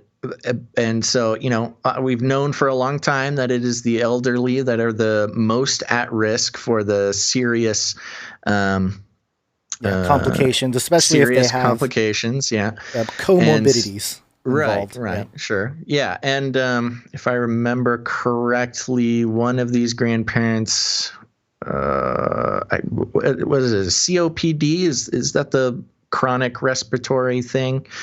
I don't know the anyways, acronym. It was some sort of chronic respiratory thing. So it was bad news. It was very sad. But the problem is with the waccine is that when you reach a certain age or have those comorbidities, oh gosh, I'm losing it. Comorbidities, you can't get the vaccine anyways. Right. So I guess that's the herd immunity argument, but anyways, there you go. I don't know. It just doesn't help a lot of the people who are at risk for having the thing, except for allegedly, if somebody has the vaccine, they can't spread it, I guess would be the idea. But anyways, it's unfortunate that the very people who would need the vaccine the most are not, able to get it, if indeed it is a viable solution, which there is no evidence to say that's the case right now anyways. Which goes to show that this whole thing kind of is a farce. Really is to push out vaccines in a way that's controlled, that's, fear-mongering the public into complying to a scientific dictatorship. That's all. Yeah. That's all it seems like it is, especially when you dig into the mainstream outlet news reporting on stuff, and you can poke holes in it fairly easily by just reading through it. Not just reading the headline, but actually reading through it. Right. And they just and that's the problem. Hints. Yeah, that's the thing with all these stories about the vaccines coming out and being great. If you actually read the article, you realize that that's actually not the case at all. Right. Yeah. Yep. It's one big psyop is what it is. Okay. Let's see. What else we have? One last thing here Just before. Got a quick Fauci thing here. Ooh, little Daddy Fauci. Truth. Oh, you stepped on it. Let me do it again here. Science is truth. Science is truth. Yeah, which is not a scientific statement. Go ahead. This is coming from New York Post, nypost.com. Social distancing, masks still necessary after getting COVID-19 vaccine, says Fauci. Oh, okay. Great. Dr. Anthony Fauci said Sunday it will be necessary to social distance, wear masks, and take other COVID-19 precautions after a vaccine becomes available to Americans. Quote, I would recommend to people to not abandon all public health measures just because you've been vaccinated, Fauci told CNN anchor Jake Tapper on State of the Union. Quote, because even though for the general population it might be 90 to 95% effective, you don't necessarily know for you how effective it is. What is wrong with these people? This is important to read the article. Even though it might be 90 to 95% effective, you don't actually know how effective it will be for you. The director of the National Institute of Allergy and Infectious Diseases added that once he receives a vaccine, he still won't feel comfortable completely letting down his guard. Well, we've seen him let down his guard completely at the baseball game. Times. Yes. His awesome pitch. Yes, many times he's been caught in crowds without a mask. Quote, I can feel more relaxed in essentially not having the stringency that we have right now, but I think abandoning it completely would not be a good idea, Fauci said. And that's it. That's the end of it. It's not a good idea. Yay, Dr. Fauci telling us we don't have the clip up. We got to play the clip of him saying his beautiful quote recently. Oh, about how, do what you're told. Do what you're told. Yeah, we got to play it. We can't do a show without playing I know. We got to create that ISO. We'll do that after the show, before the next one. I'm going to send you a link and we can. All right, I'll work on the ISO for that and okay. Put it on the dock. Don't put it through the Skype because then it loses. I lose your little stream there. Oh yeah, okay. Do what? This is hard to type in the VR space. You want to just find it? Yeah, I'll find it. You find it. Okay. All right. Well, do you want to take a break and look for it while we're breaking here? Yeah, sounds good. Let's thank some people. Let's do it. It's break time. Come on, take a break. That's right. Let's just take a quick break. Everybody's just going to take a break. But don't go anywhere because after the break, we got some interesting beast system tech we're going to be talking about. And, of course, our favorite technologically advanced civilization, Israel, has some voice-to-skull tech we got to talk about, some more microchips, and, of course, everybody's favorite, the Nephilim update. But first, we're going to thank a few people for helping to produce the show, because that's the whole reason we're here. Now, if this is your first time listening to the show, you might notice that we do not read any advertisements. I know, it's crazy. You're used to, having a nice little ad section at the beginning, nice little ad section in the middle, and of course, we'll land the plane with some ads. Not here, baby. We're on the value for value model. What does that mean? Well, essentially what it means is we put out a show, we do it for free, and if you get any value out of it, you have the opportunity to put some value back in, and that's the only way that we're able to keep doing the show, especially doing it 3 times a week. That's one of the great things about, the way that we do it is most podcasts or shows, you'll get on there, you'll do an episode a week. That used to be the standard. Well, now there's just way too much going on. We got to do it 3 times a week, baby.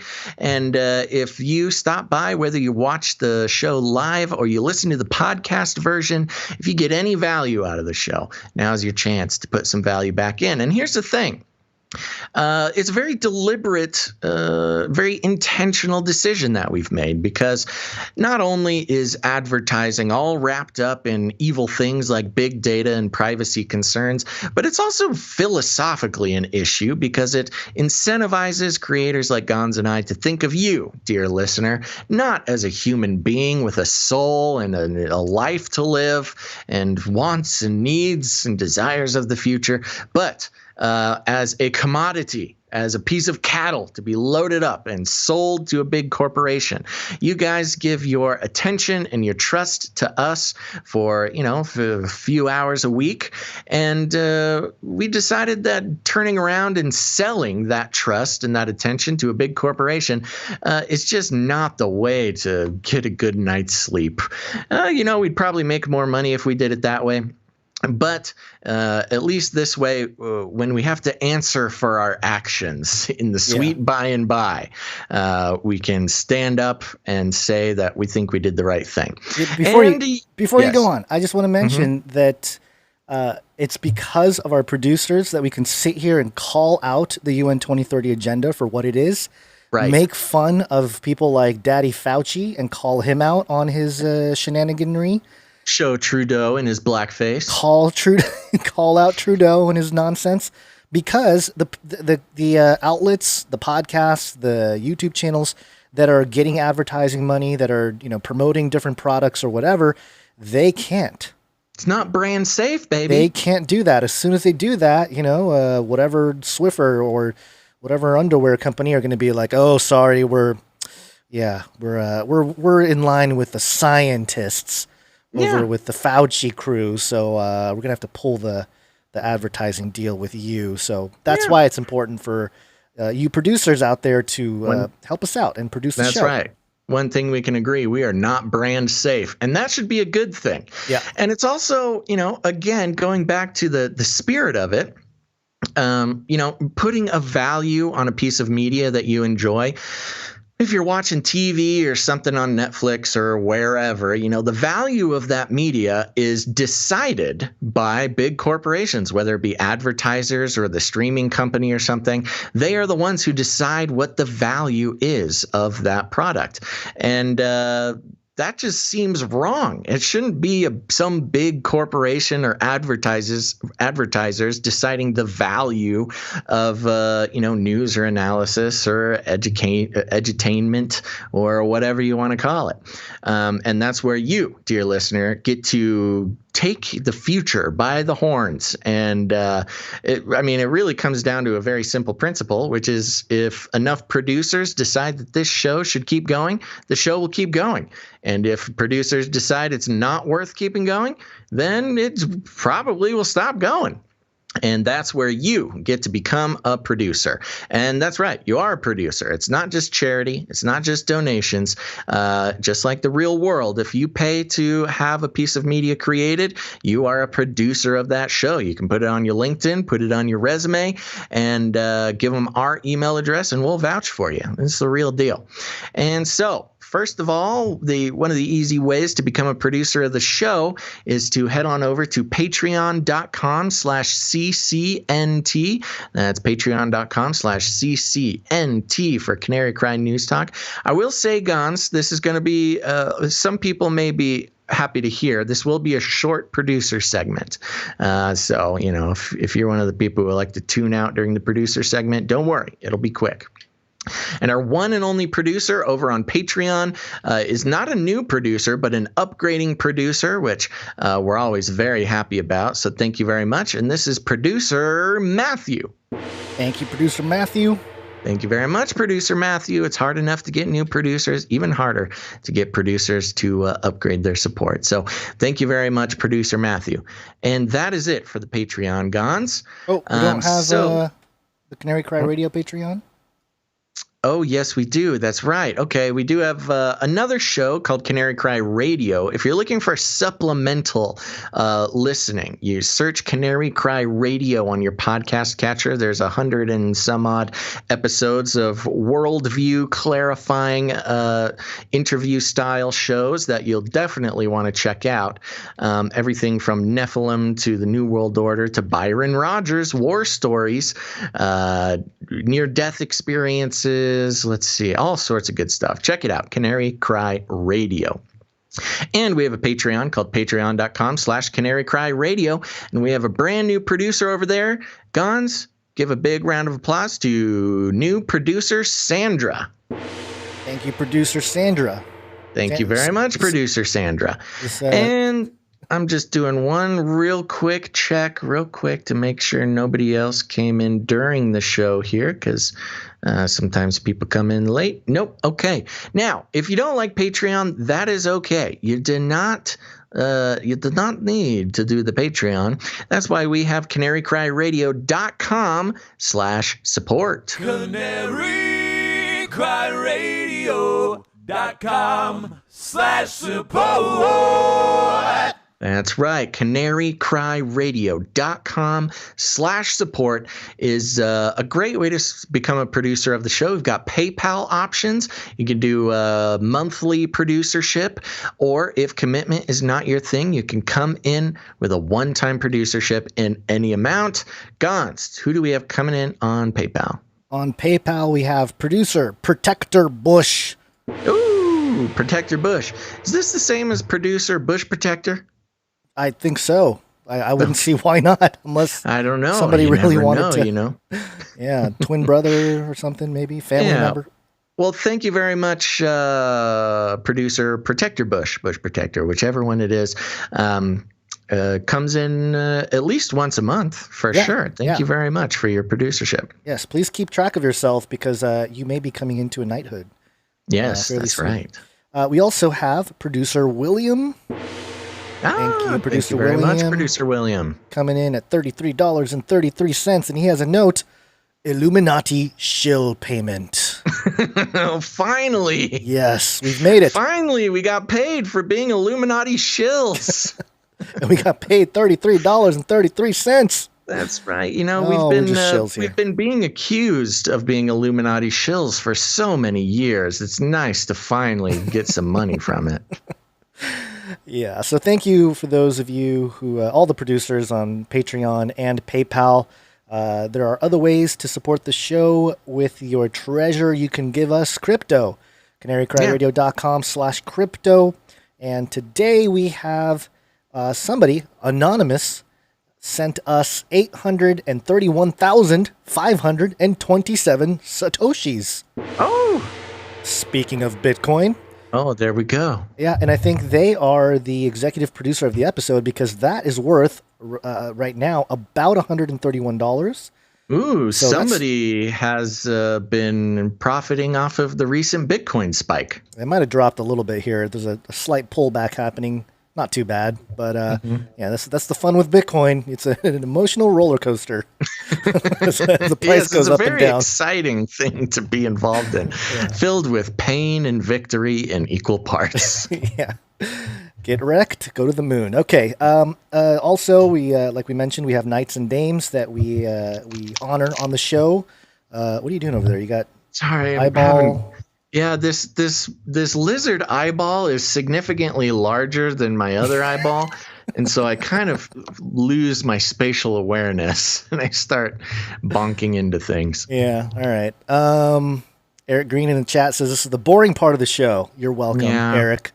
But not if you want to keep it going, Eric.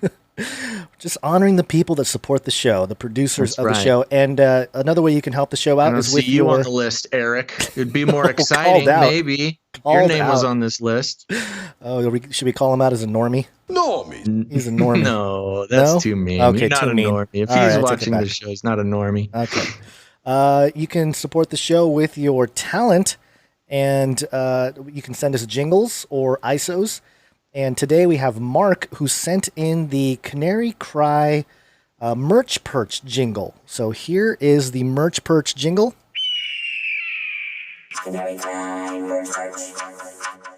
Super Very robot. nice. I'm glad that the frequency of that eagle noise was fixed a little Tamed, bit. yeah. The first couple times you played that for me, I wasn't sure if I was going to return to the terrestrial plane of existence. It really zapped my brain. Yeah, it was a little hot, coming in a little hot on the mix there, but we toned it down. We fixed it up for you, Mark, so that it's a little more tonally, able to consume out there, especially on Basil's end, because he's going through the VoIP machine, and sometimes the Skype compression machine makes it extra painful. Yeah.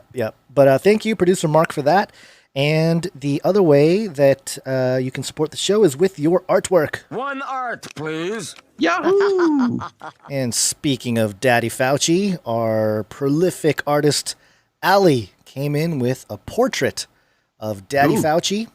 She's been on the portrait game lately. Oh, she's going to have a whole collection of just, fantastic, a track record of all the stuff. And of course, it's got the lizard eyes. Real quick, Gons, just a little note. The PayPal QR code on the stream is off the screen. We forgot to mention that. By the way, for those who are watching, we made it easy there to become a producer of the show. That little QR code up in the right-hand corner. You can just point a smartphone at that, and it will take you to canarycryradio.com/support. But yes, Allie, thank you very much again for this beautiful portrait for those who are just listening. Very well done portrait. Again, just captured this essence. The spiritual essence of just how kind of spooky that guy is. And of course got the reptilian eyes, and a little quote here from Daddy Fauci: just do what you're told. Just do what you're told.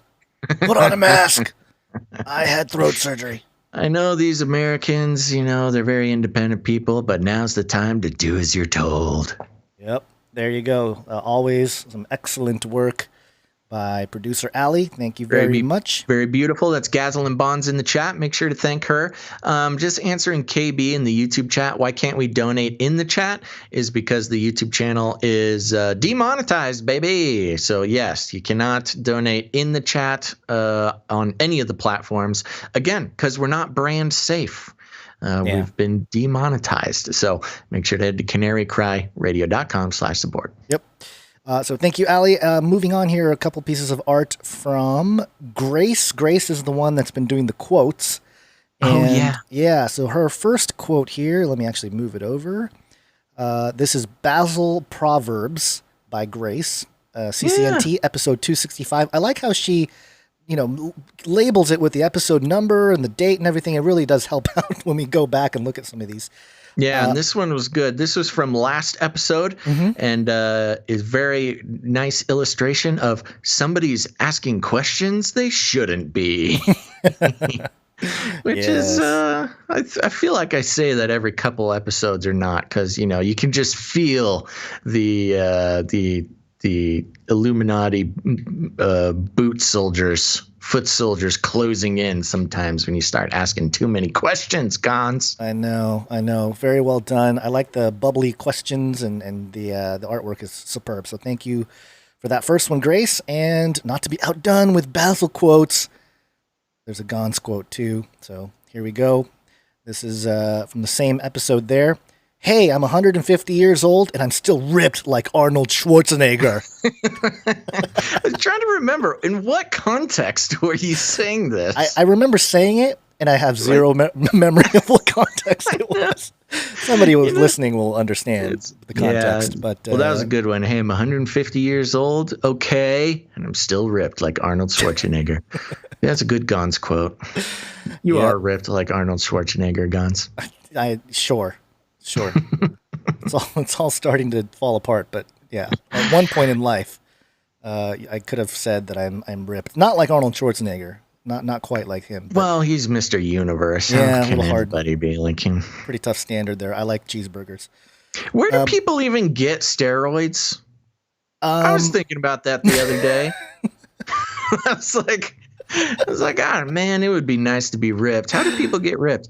Oh, I guess they do steroids. No, Where do you even get here's what steroids? Here's what you do. You go to your local gym, you start pumping iron, you make friends with some of these, dudes that look like they're on steroids. You become friends with the steroid guys. Yeah. Because if you're not a professional athlete, you're not going to have the in to the people with the what does it come from? Is there like a black market scientist making it? Like it doesn't come from a lab? Yeah, there's stuff there. There's a documentary that I need to see. I think it's called Icarus or something like that. It's about the there's a whole industry of steroids. It's like but it's a black market thing. You kind can't of a black market thing, yeah. Okay. And so I think it's just can my doctor give it to me? Can a doctor give me steroids? If he's a cool doctor. I've got a pretty cool doctor. Yeah, you might bring it up. Just bring it up, and but just like I feel like the way to get things, to just people try to like trick their doctor into thinking that they're innocent. I feel like not even really knowing that it's bad to ask your doctor for things is the way to go. Like, hey, doc, I want to get ripped. Can I have some steroids? And if they're cool, they'll just be like, yeah. Or if they're not cool, they're like, that's illegal, right? And he was like, oh, bummer. Oh, I'm sorry. I didn't know. Sorry. What they'll say is, that's illegal, right? As they slide over a piece of paper with someone's name on it. I'm just going to drop this. I'm going to leave the room. Don't look in this brown paper bag. And don't leave a stack of cash. Because that would be illegal. Yeah. That's right. after you slide over your Bitcoin over to him. Sorry for that digression. I just thought about that the other day. Where are all these people getting the steroids? I don't know. Well, now the gyms are closed. Yeah, that's right. You gotta you gotta know people, I guess. Okay. Get on Instagram, start pumping We've got iron. more art. Okay. Instagram. That's a great idea. And this one is from this next one. Thank you, Grace, by the way. Keep the quotes coming. It really does capture the essence of the show. And we also have a piece of art from Mike. And Mike put together, this is really neat. He did an alternative logo for Canary Cry News Talk, and it's very clean. I like it. Basil, what do you think? It's got the bird, but the googly eye. I like it. I like it a lot. I like how it's not too different from our current logo. I think it's got a beautiful design to it. It's a little bit more minimalist for those who are just listening. Still the blue circle with the black bird, but the design is much better than the one that I put together years ago. But yes, it's got a big yellow googly canary eye, which I was looking at it. I'm like, somebody's going to say we're in the Illuminati. The bird's got one eye, but they already say that. So who cares? Yeah. Plus, if he turns his head, he'll have a second eye, I presume. A second giant reptilian eye. That's right. Yeah. One eye. This isn't the Illuminati eye. It's the other one. It's the other one. So yes, thank you, Mike. It's great. That was great. Thank you very much, Mike. Very clean. You've got a great eye, great design. Ooh, great eye. Design. Oh, wake up, sheeple. All right, and this one came in at the last minute. Okay, hold on. Yeah. Before we move on, I just want to calm the fears. I'm not actively trying to do steroids. Getting a lot of steroid advice. I'm really not trying to do steroids. I was just wondering where people are getting these steroids. Don't worry. Well, can't you just do things to like boost your testosterone, or is that steroids? Well, that's what somebody was saying, was your doctor can give you testosterone replacement therapy. Okay. But I don't know if that's the same as anabolic steroids. Yeah. Just do some push-ups, buddy. You'll be fine. And squats. Oh, that's so hard. Work those squats. Takes way too much energy. I know. And I got joints and stuff hurting. It's really hard to do. My big toe joint started hurting the other day. That's when I really felt like I was getting old. It's just the joint in my big toe, which really worried me. You know what's horrible? We got to keep moving here, but we have to keep moving. I know, but it's just funny that you bring that up, because there's been a few times this year where I'm like, oh my gosh, I'm getting so old. And one of them, I woke up And I stepped off the bed, like to stand up, ankle just swollen, like I rolled it in bed or something. It was like, and I fell over. And, the wife was like, well, what's wrong? And I'm like, I think I sprained my ankle in bed. Getting out of bed. Oh my gosh. I got to stop talking about myself because now everybody's saying I have gout. Oh my gosh. This is worse than WebMD. It's getting bad. Yeah, we got some bodybuilders in the chat there. So I think if we need to do something there, we can figure it out. But okay. Stop saying gout. It's like hundreds of people saying gout. All right. Moving on. Last piece of art. Jay Vela coming in with I'm glad this made it in. His typical style of art. Warp speed. And you do better at describing all the nuances here. Yeah, let me jump over here. Okay, from left to right, up in the top, we've got a tattered American flag with some very spooky-looking riot gear-laden police there, of course. And then down on the bottom left, we've got the Pope with the classic two-headed phoenix. And the bankers with some big bank buildings and some greedy-looking bankermen with a phoenix rising from the middle there. Oh, and there's also a little swan, a white swan, very bird-centric in that area. Thank you very much, Jay Vela. And then moving on to the right, we've got an angel, a golden angel flying, holding a scroll. Pointing down at a scene where some people are getting forced vaccinated, and we've got some chips in there, some beast system chips involved.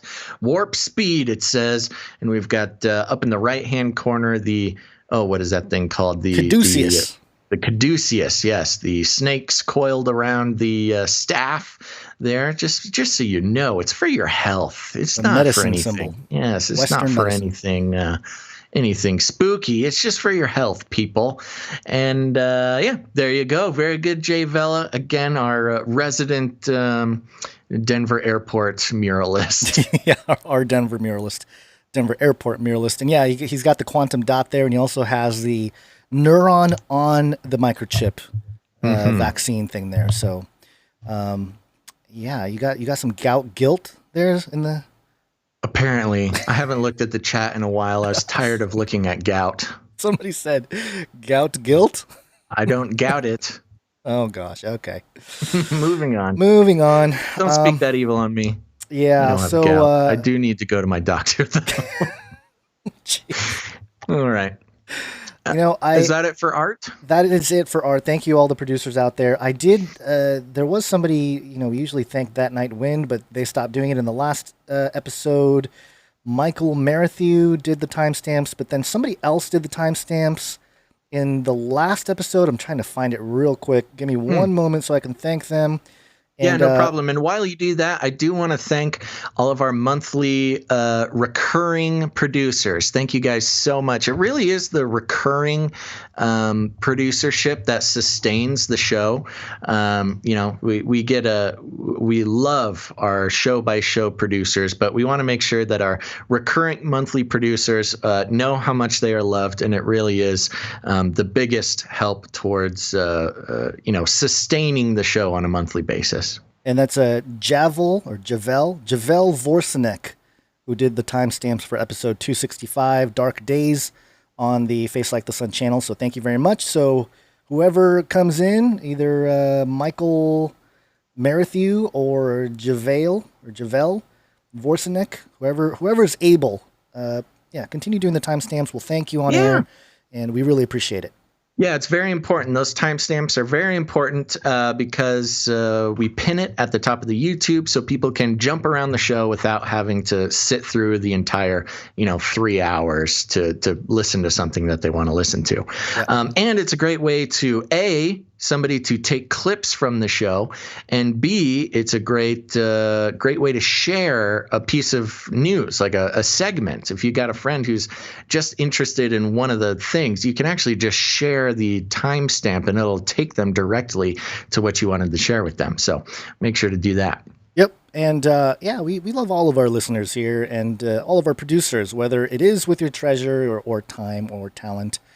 We really appreciate it. Canary Cry merch perch. Now we can just play a jingle. Whee! I hope people can understand I know, I can understand it because I know what it says, but it might need to be cleaned up a little bit. But yes, remember to go to Canary Cry Merch Perch. It is a family-run operation. Producer Dust has volunteered. He puts in all the work. He built the website and creates the merch there. A lot of the merch is created from art sent in by the artists, so it really is a family affair. We've tried to do merch in the past, and it's just too much for us to do. So we thank producer Dust very, very much for that. And make sure to go to canarycrymerchperch.com. And everything is sold at cost, so it's affordable. But you do have an opportunity to tip the webmaster, which please do, because it costs producer Dust money to run the website. So tip him. You can also tip the artist. And you can tip Gonz and I, too, if you'd like to do that there. So there you go. Also, just real quick, remember to go to canarycry.community. It's the social media network just for Canarians, listeners of the show. Free of big predatory algorithms.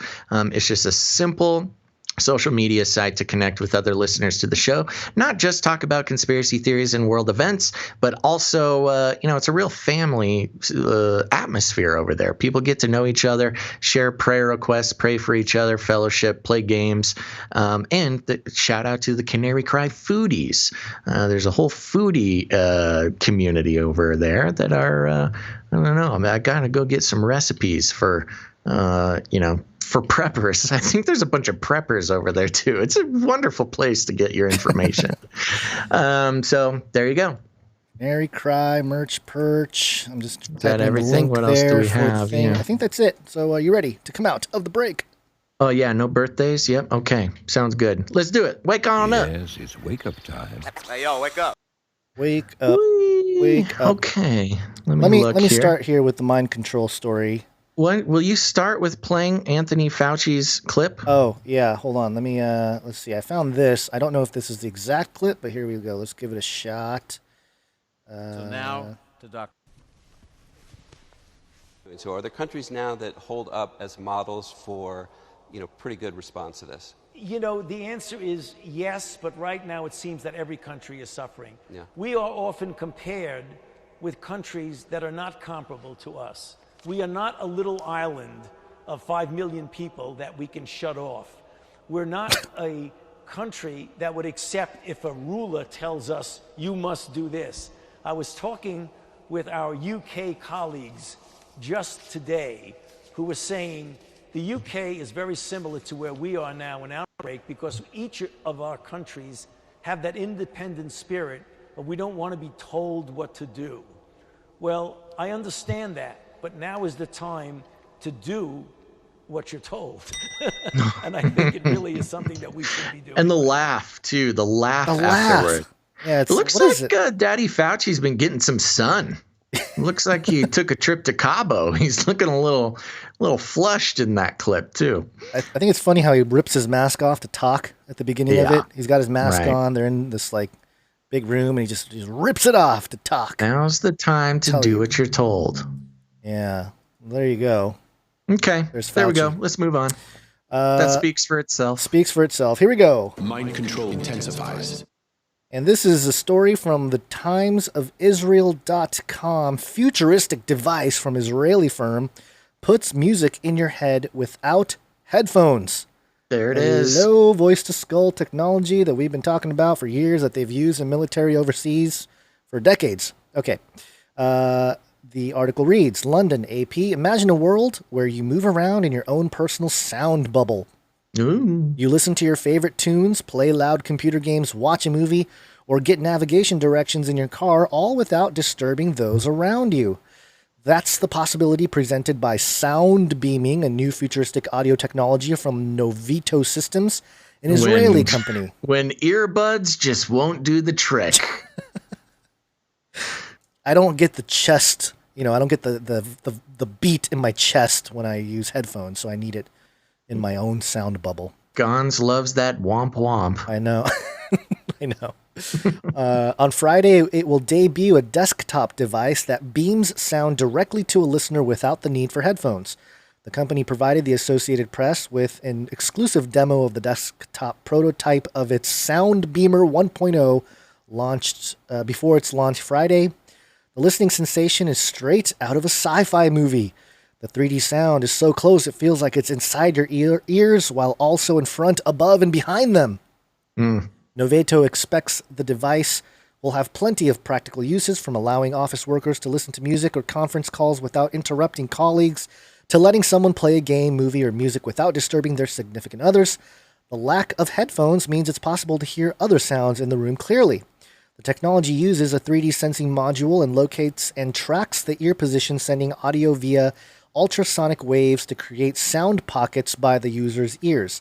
Sound can be heard in stereo or spatial 3D mode that creates 360-degree sound around the listener, the company said. The demo includes nature video clips of swans on a lake, bees buzzing, and a babbling brook, where the listener feels completely transported into the scene.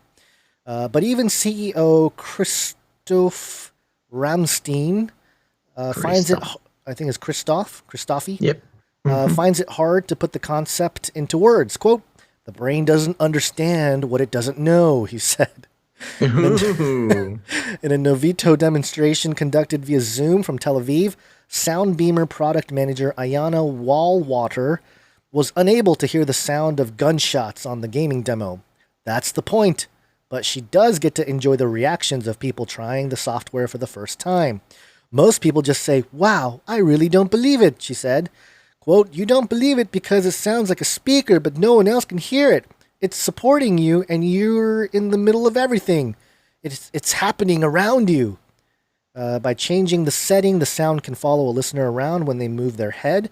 It's also possible to move out of the beam's path and hear nothing at all, which creates a surreal experience. Quote, "You don't need to tell the device where you are. It's not streaming to one exact place," Wallwater said. "It follows you wherever you go, so it's personally for you. Follows you, plays what you want inside your head. This is what we dream of," she added. Dream bigger. A world where we get the sound you want. You don't need to disturb others, and others don't get disturbed by your sound, but you can still interact with them. After his first listening experience, Ramstein asked himself how it was different from other audio devices. Quote, "I was thinking, yeah, but is this the same with headphones? No, because I have the freedom, and it's like I have the freedom of doing what I want to do." Those restrictive earphones. Unlike the shackles of wearing on our earbuds. Heads. And I have these sounds playing in my head as there would be something happening here, which is difficult to explain because we have no reference for that. Except movie theaters. While the concept of sound beaming is not new, Novito was the first to launch the technology, and their Soundbeamer 1.0 desktop device will be the first branded consumer product, because obviously the military have been using it for decades. Ramstein said the, quote, "smaller, sexier version of the prototype will be ready for consumer release in time for Christmas 2021, where we can buy 10,000 of them, Basil, because Bitcoin will be worth $300,000. Quote, I was trying to think how we compare sound beaming with any other inventions in technology. And I think the only one that came to mind is the first time I tried the iPod. I was like, oh my God, what's that? I think, I don't know why I did that voice. I think sound beaming is something that is as... Is that an iPod? I think I did that because that's like the people around me here. I think sound beaming is something that is as disruptive as that. There's something to be said about it doesn't exist before. There's a freedom of using it, and it's really amazing. Okay, paid advertisement by Israeli. Yeah. Times of Israel here. What does the device look like? What is this? They said it's a desktop thing? It looks like a normal sound bar, but it's got a little bit of an angle. Yeah, it and this looks like is a pair of the speakers. bone conducting, right? The bone conducting technology. It just vibrates your bones. They didn't Your really skull? get into... They said it makes a pocket of sound next to your ears. So I would assume that, yeah. That doesn't sound right. Yeah, it wouldn't make sense. It's got to be just the bone conducting. It's got to be bone, thing. yeah. So which there you go. Which makes total sense to not put it in the press release because vibrating your bones to trick you into hearing something, tricking you into thinking you're hearing something is not quite the most commercially viable PR. Well, I think they learned from past PR. Remember when they had the voice-to-skull advertisers in like New York? Yes. People were walking around, all of a sudden they were hearing advertisements, and out of nowhere. People weren't really responding well to it. So I think they repackaged the whole deal. And I'm not really convinced that it's groundbreaking until they create drums that only I can hear. A drum set without headphones. Without headphones, yes, yeah, not these electronic drums. This is, of course, V2K or V2S voice. What is it? Voice to skull technology. Yeah. It's been around for a while, mostly, like they mentioned, military applications. Do you want to talk about Voice of God a little bit? And like why we're even talking about this? Yeah, so Voice of God was a technology they used in the Middle East, where they basically beamed the voice of Allah into some of these like terrorists.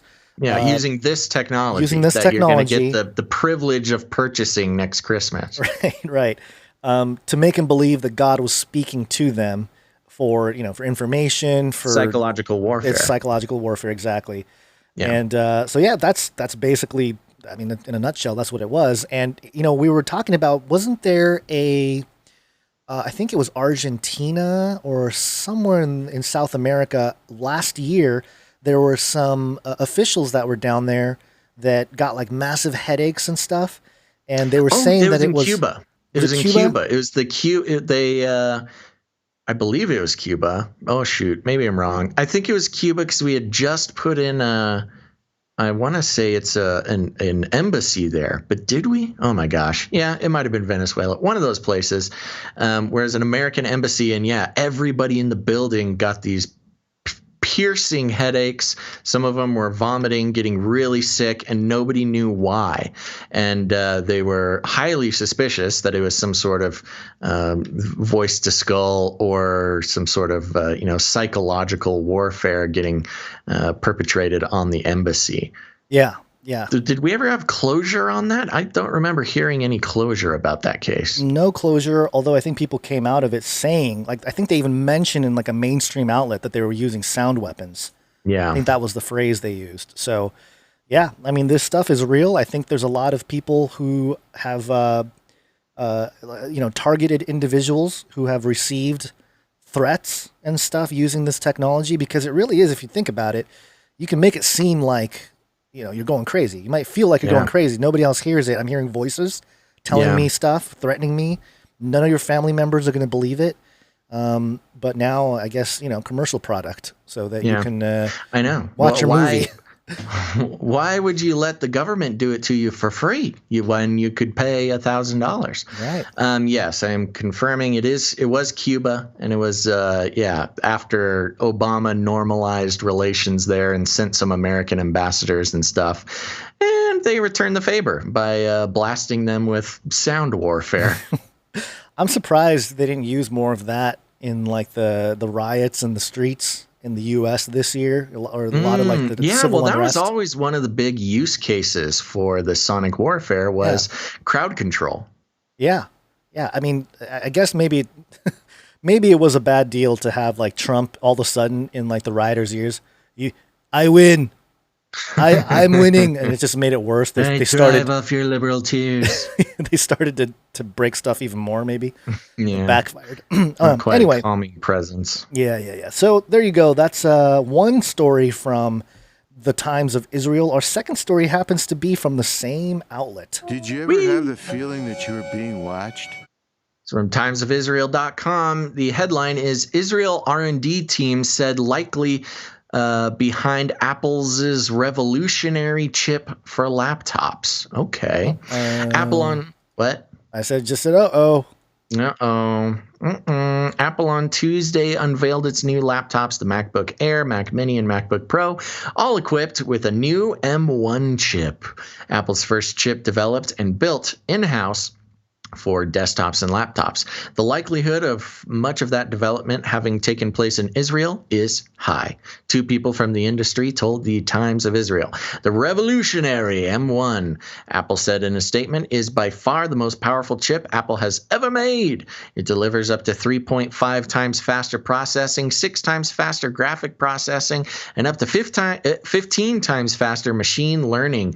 Ooh, with double the battery life. The company also announced the Big Sur, a new Mac operating system that will run on Apple's own silicon chip. Quote, the introduction of 3 new Macs featuring Apple's breakthrough M1 chip represents a bold change that was years in the making and marks a truly historic day for the Mac and for Apple, said Tim Cook, Apple's CEO, in the statement.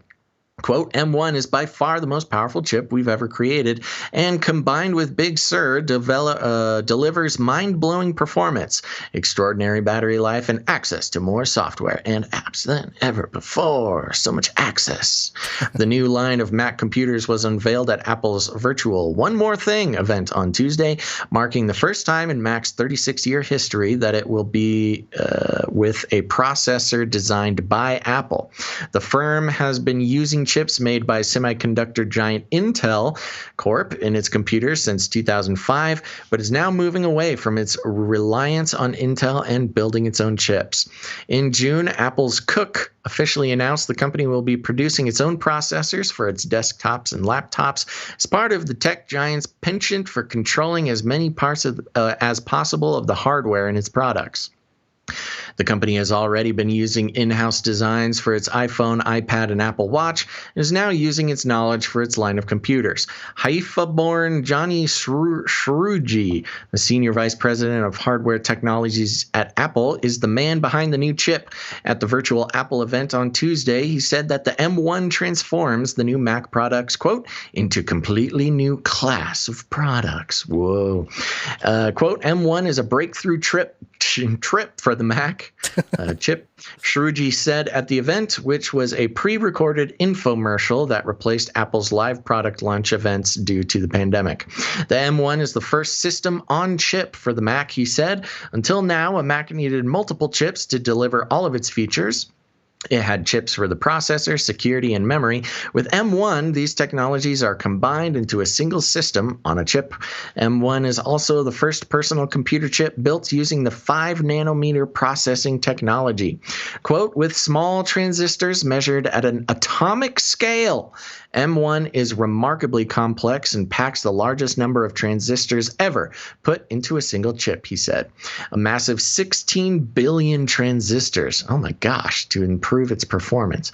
Shruji joined Apple in 2008. Okay, not interested. I think that's about it. Did you have anything in particular highlighted later on in the article here? Nothing later on. Well, this is interesting, especially considering the problems with China. Intel manufactures, if I'm not incorrect, which is always likely, they manufacture their chips over in Asia across multiple different manufacturing plants in Asia. But notoriously, Apple has had a reliance on China. This sounds like an attempt to kind of take away their, well, like they said, their reliance on A, another company to build their chips, and B, manufacturing in China. Now, it doesn't say where these are manufactured. It says the R&D was likely done in Israel, but what do you think? Yeah, I mean, the first thought that really came to my mind was, okay, let's end the back door to China and let's hand it over to Israel. Openly, and especially M1, what does it stand for? Is it supposed to be the Mac one, or is it the Mossad one? Oh, just asking questions. Just ask. There's some questions you shouldn't be asking. Yeah, that's one of them. Well, interesting how they were made such a big deal about its machine learning capabilities. Yeah. Of 15 times faster machine learning. So, all right, if you've been frustrated with Siri before, do not worry. You can have a full-on long-term relationship with Siri. Yeah, and with 5G, pretty much online now, you'll get answers before you ask the question. There you go. Now all you need is your Neuralink and you're all set. Oh, yeah. Well, yeah, Israel has always been a tech leader in the world. Yeah. And that's something that I don't think a lot of folks consider. They are sort of considered the second Silicon Valley over there. And right. So it's no surprise. I'm just curious what kind of backdoors they can have built into such a chip. Yeah, well, and it's interesting too because Apple has really laid into at least in their PR, really laying into the fact that they consider themselves a hardware company and not a software company. That separates them from Google and a lot of the other evil big corporations. But because they deem themselves as a hardware company, that's what's sort of given them power to kind of poke the bear, if you will, in regards to Facebook and lots of other app developers through their iPhone platform. They will build into the hardware itself the inability for Facebook to harvest data without you explicitly giving them permission. Right. So as far as positioning themselves as a hardware company, it was always weird that they didn't build their own chips. It's like, well, how much of a hardware company are you if you're not if you're getting some other company to build your chips? So this at least fits in with that sort of mythos that they're trying to communicate. Yeah. So just something to keep an eye on. But let's wrap it up here with a Nephilim update. You ready? Whee! Nephilim update. This is gosunoob.com. Oh. I think. I don't know is how to really say it. AC Valhalla, Lord and Lady Mystery Brennan of Clonfert. Note, Grante Bridge Skyer. I know you know what I'm talking about, Basil. I have not processed one word that you've said so far.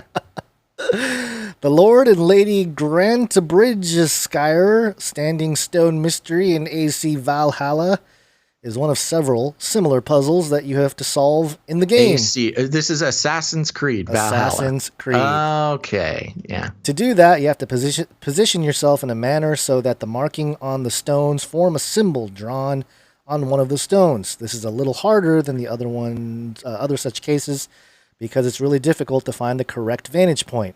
Yada. To solve the AC Valhalla Lord and Lady Standing Stone Grant Bridge Skyer mystery, you have to first interact with the symbol on one of the stones. Uh-oh. It looks like a Gaelic knot that's Is this Georgia Guidestones? Are there Georgia Guidestones inside this game? It's more like the Stonehenge, but yeah, it's similar. Okay. It looks like a Gaelic knot that's sorta in the shape of a four-leaf clover. I know it's probably neither, but that's not the point. It says here, you can read the message, quote, I shall inform the local Wolfingas that he lives among them through traces of the Nephilim. Oh, God. The giant warriors who fought Jesus. for God in their ancient times. Did you hear that? The giant warriors who fought for God in their ancient times. They hath left his presence here on earth for us to absorb his light, the light of angels that hath been infused throughout the earth. I feel his power. It's Brendan of Clonfert. So what God are they talking about that these Nephilim were fighting for? I don't know, but that's this pretty is some intense. Luciferian injections. It must be, but it's really appalling. And I mean, I guess it's not surprising now, but how the Nephilim just show up in all these like mythical games and just they're just in there. Yeah, just their presence. Of course, we do the Nephilim update because we love to keep track of how they're sneaking the Nephilim into all sorts of media and things like that. I'm kind of split on this of like, are they just putting the Nephilim in there because everyone's they talking heard about the it. word Nephilim once and other games talk about Nephilim, so they're just going to do it because they don't want to just make something up? Or are they really trying to, complete some incantation? I'm a little split on that.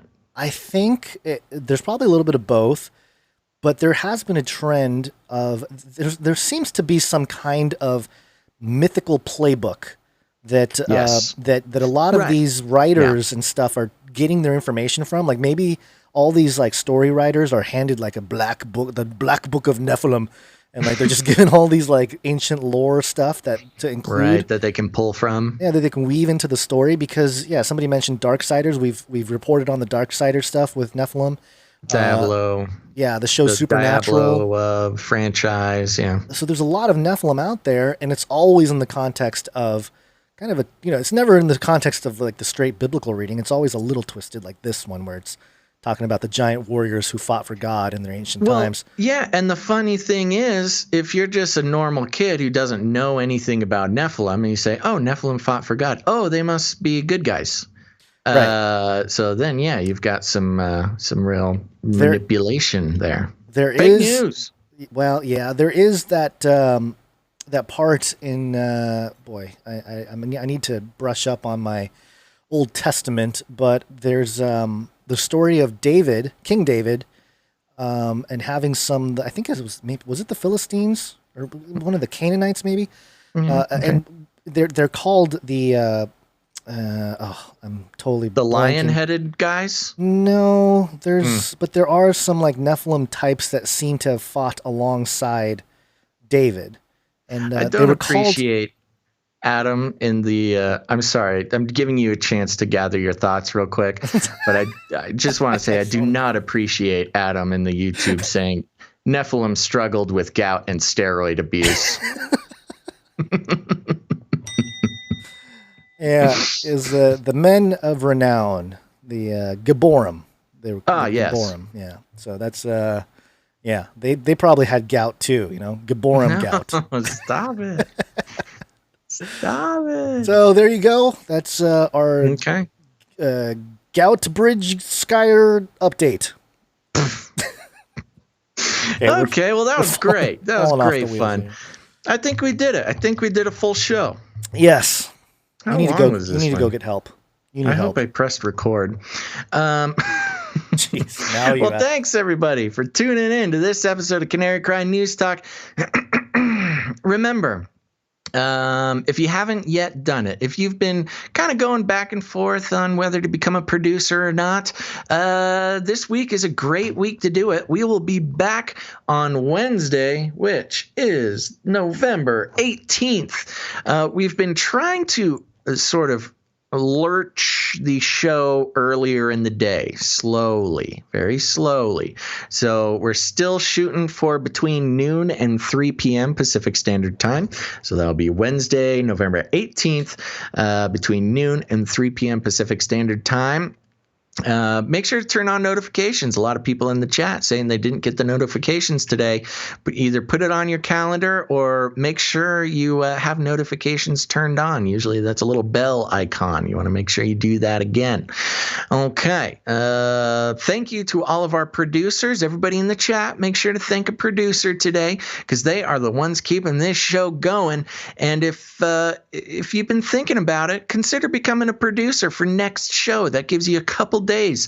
Head on over to patreon.com/CCNT, or if Patreon's not your thing, you can go to canarycryradio.com/support. canarycryradio.com/support. That's right. And of course, we do appreciate all of our monthly producers for helping sustain the show. And we appreciate all listeners, all audience members, no matter where you're tuning in.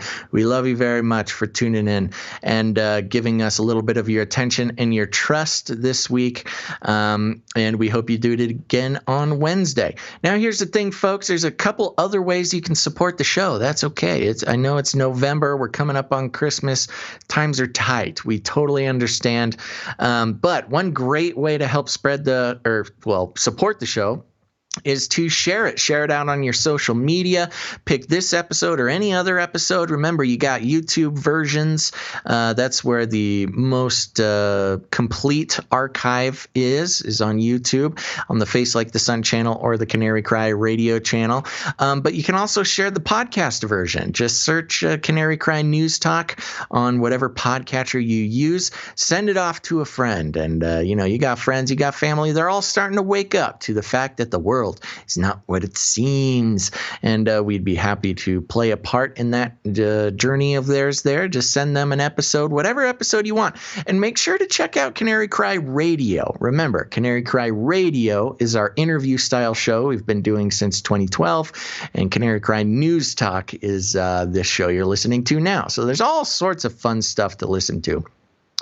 But also remember to leave ratings and reviews on your podcatcher or wherever you are. Oh, before I forget, if you haven't done it yet, right now on YouTube, smash that like button. That really helps spread the show as well. But leaving ratings and reviews is a great way to let other people know what to expect with the show. But also it tricks those pesky iTunes robots into sharing the show with people who may never have heard it before. I haven't given a ranking update in the past show or two, but I checked it today. We were ranked just over 100. We are the 101st ranked news commentary show in the United States, and I think we were somewhere around 79 in the UK. So we've had quite the influx of UK listeners recently. So we appreciate that, and thank you to all our new UK listeners. Keep coming back. Keep coming back. And thank you to all the producers that help us get to where we are. Let's see here. What am I forgetting?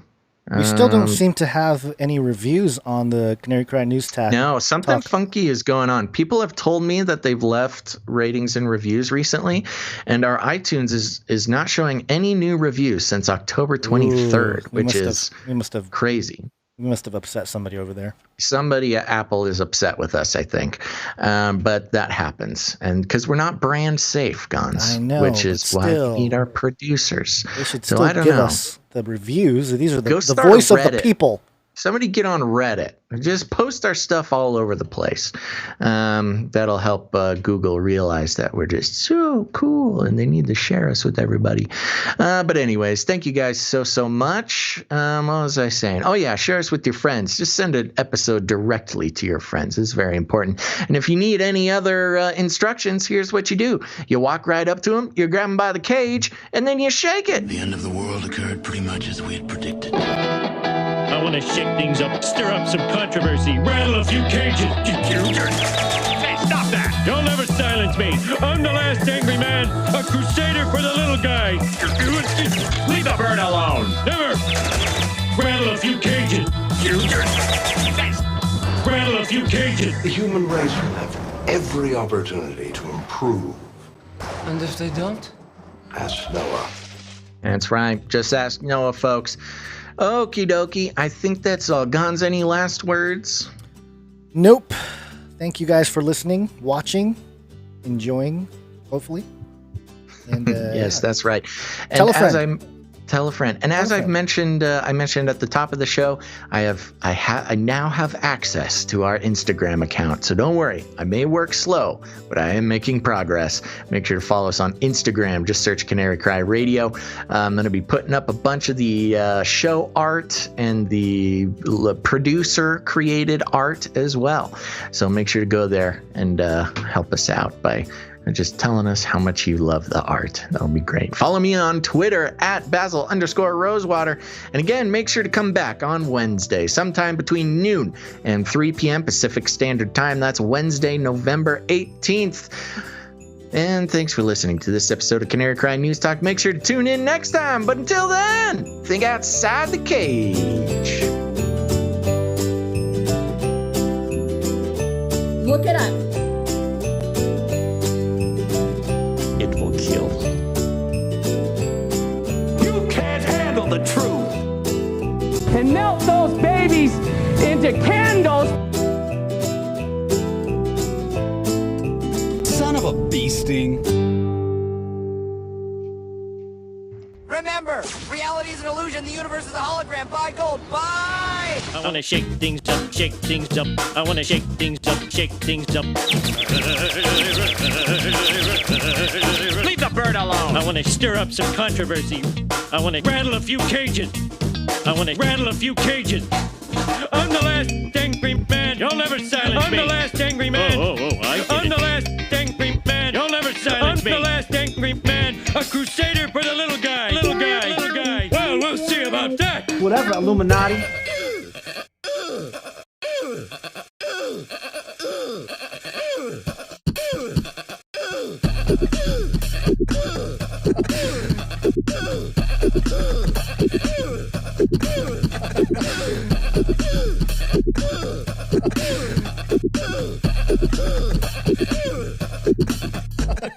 Fun fact, I believe it was another fun fact. Fun fact. Another fun fact. Brings me back to my Screamo days.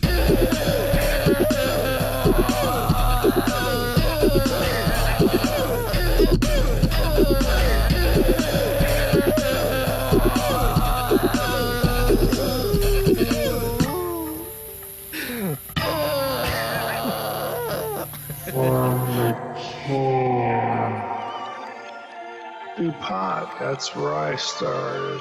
Light up a huge blunt. A joint. Give everybody magic mushrooms. Smoke. The CIA, I mean, lots of intelligence agencies have tested secretly dosing communities. LSD. Psychoactive pills should be covertly administered.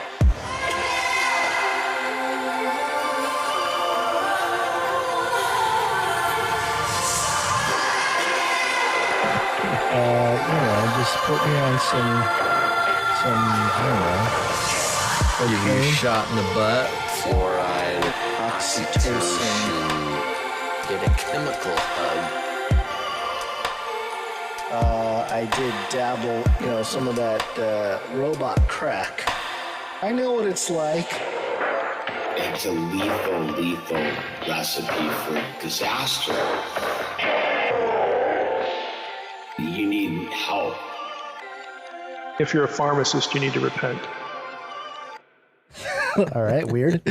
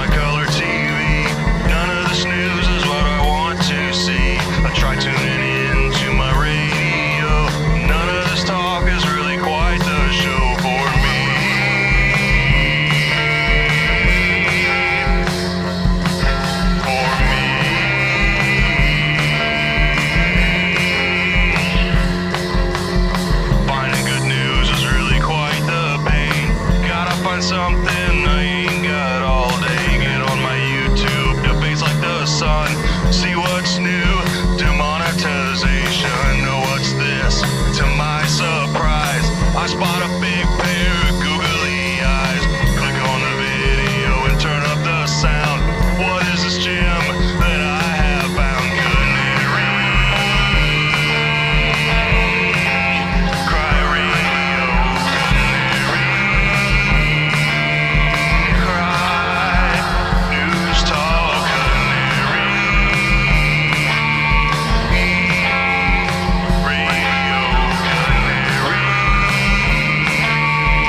news talk.